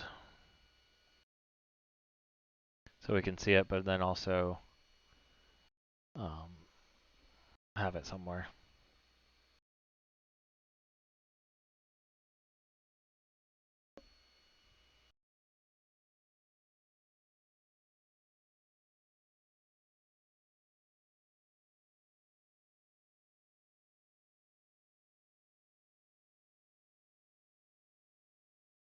Okay, so again, we see similar, the keys that we saw earlier, those really don't matter too much, but here's the hashes of every user on the box, so that we can basically pass the hash on any of these now, now that we have them.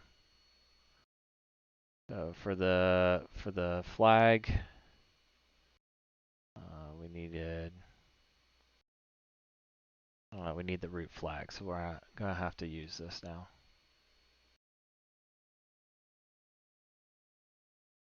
So we'll grab this hash here, and copy that one. We'll go ahead and exit out of up here.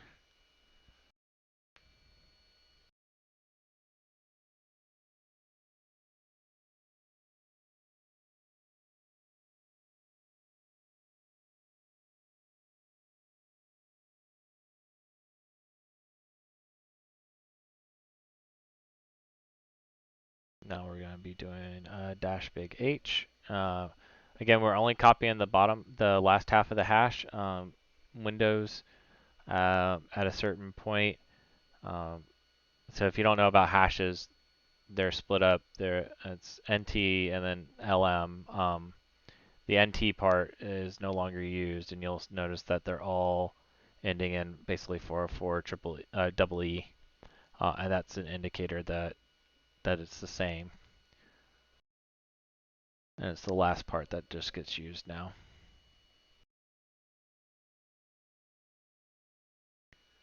Okay, so now we're logging in as administrator onto the box.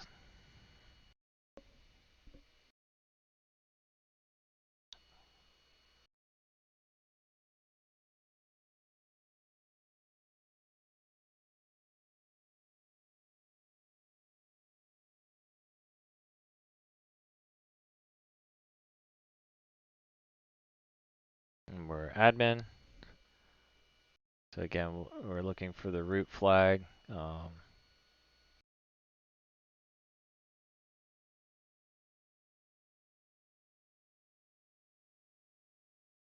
There's the root flag. So again, with this one, we can try to do the similar scripting that we did. I'll grab this,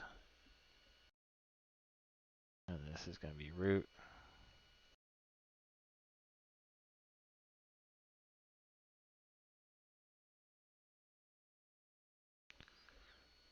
So this one is not going to work in this case here. So we can look at it and see what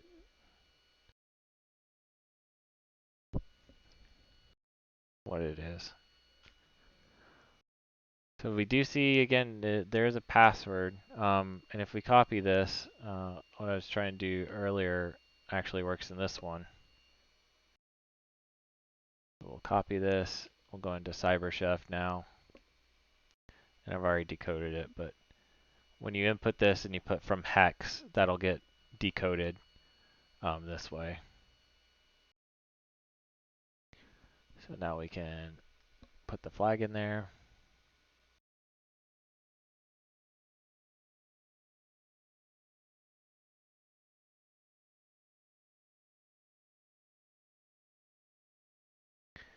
All right, that should go. So then you're left with the last three questions, and these were a little bit stumping for a little bit of time. Yeah, it took a little bit of searching and figuring out where these are at. So there's no easy way to kind of figure that out. So I'll just say where it was at. So users.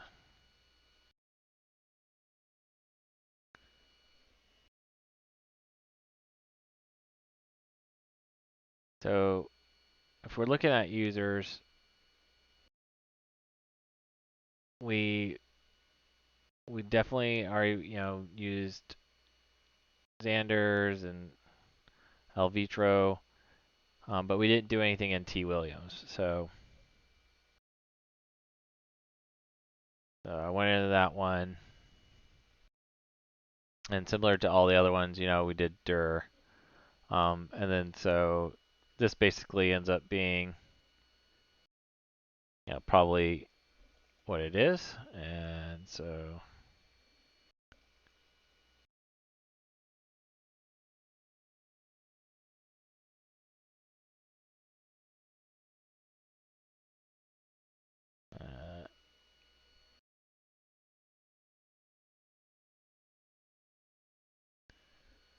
let's see if that'll type it out. I don't think it will.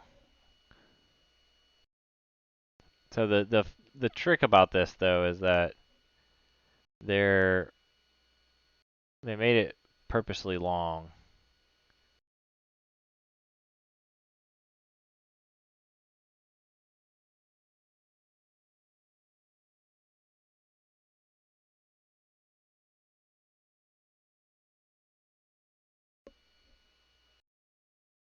There we go.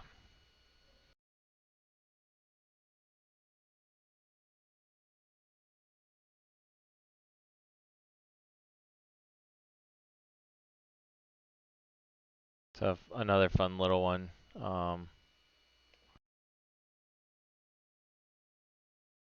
For top secret, you have to kind of search the box for that, but it ends up being in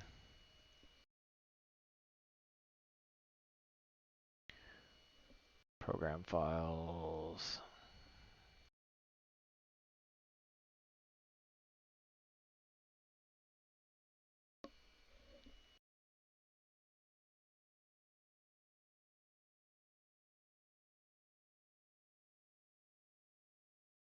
So then we need to download that. So again, if you're using Evil WinRM like I am, then you'll need to make sure you specify exactly where you're putting the files, or it's not going to work. Files, top, secret, slash, top.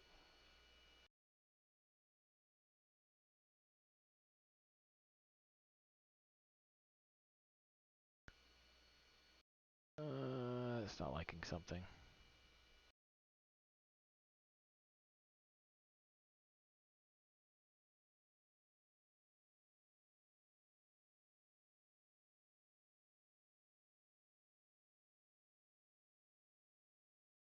Make sure I haven't run out of time.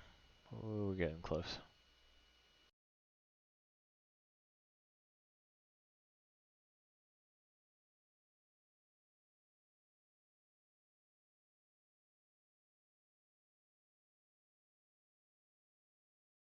Yep, that's what happened.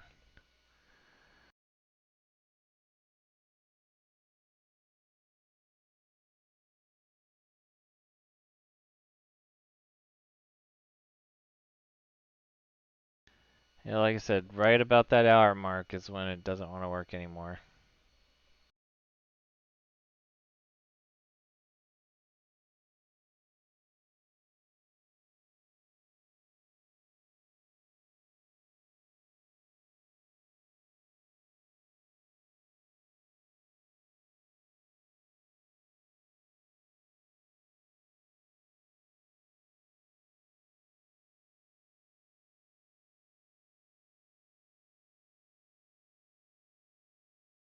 So once the box comes back up, we'll just win RM into it and get this last bit and should be done.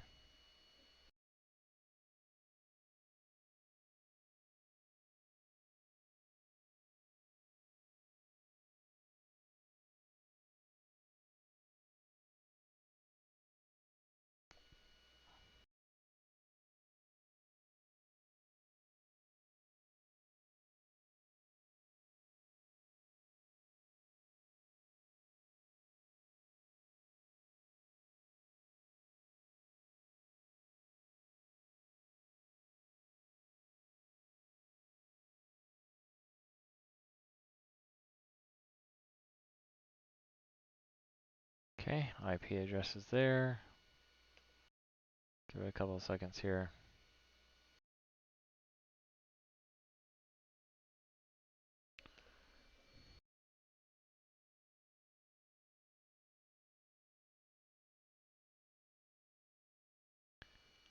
Okay, we'll kill the container.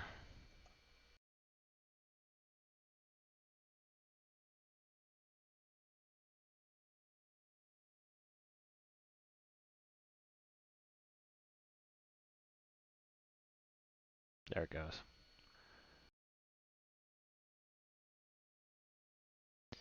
Okay, let's clear this up again. We just need to replace the IP address since we have it.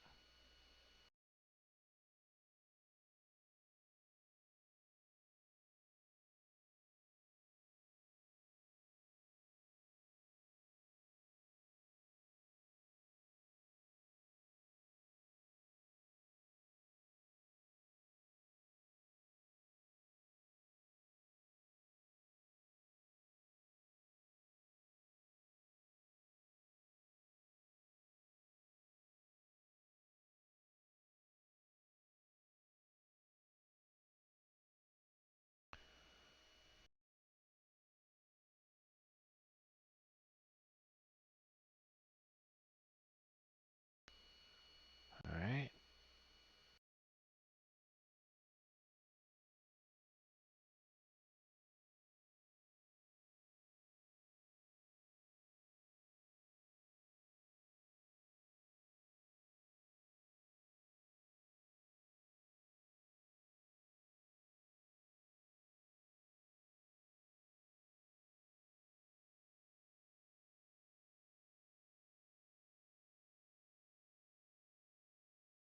And then we want to make sure we're doing it in temp. Top secret. .png.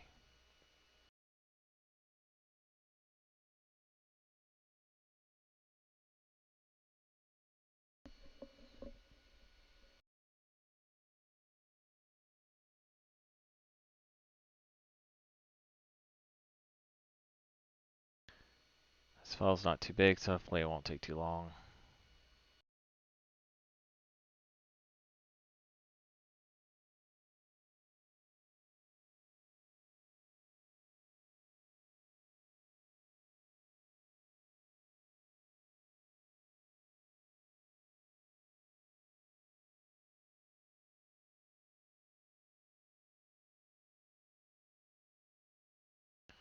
Complete that one, and let's look at the question. What is the complete top secret?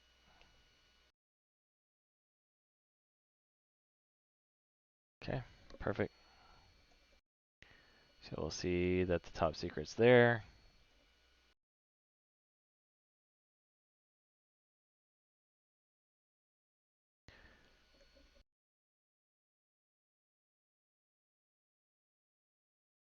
Alright, so it says, listen, kid, I don't have much time. Listen carefully. The way to exit Vim is :W,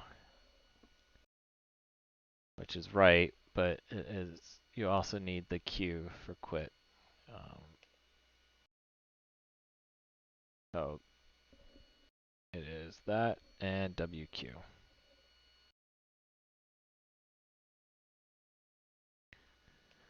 And then we answer the final question, and the room is complete.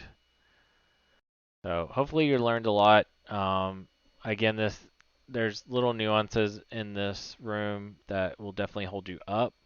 Um, the disk shadow is one that could hold up for a long time because it looks everything looks right, but without those spaces at the end, you'll consistently have that error. And then the mounting of the initial directory can definitely set you back if you are using the newer version of Kali and you don't have you're not running as root basically. So make sure you watch out for those things in the area in this room. This is definitely good practice though. This is super on the par with high level Windows pen testing. Taking different areas of the Active Directory and then trying to get credentials and then reusing those credentials and and moving through the box, upwards or laterally, just staying on the same box basically. And this skill will definitely help you out when you're doing Windows pen testing. So definitely practice it. But I'll see you in the next one. I hope you learned a lot. Thanks.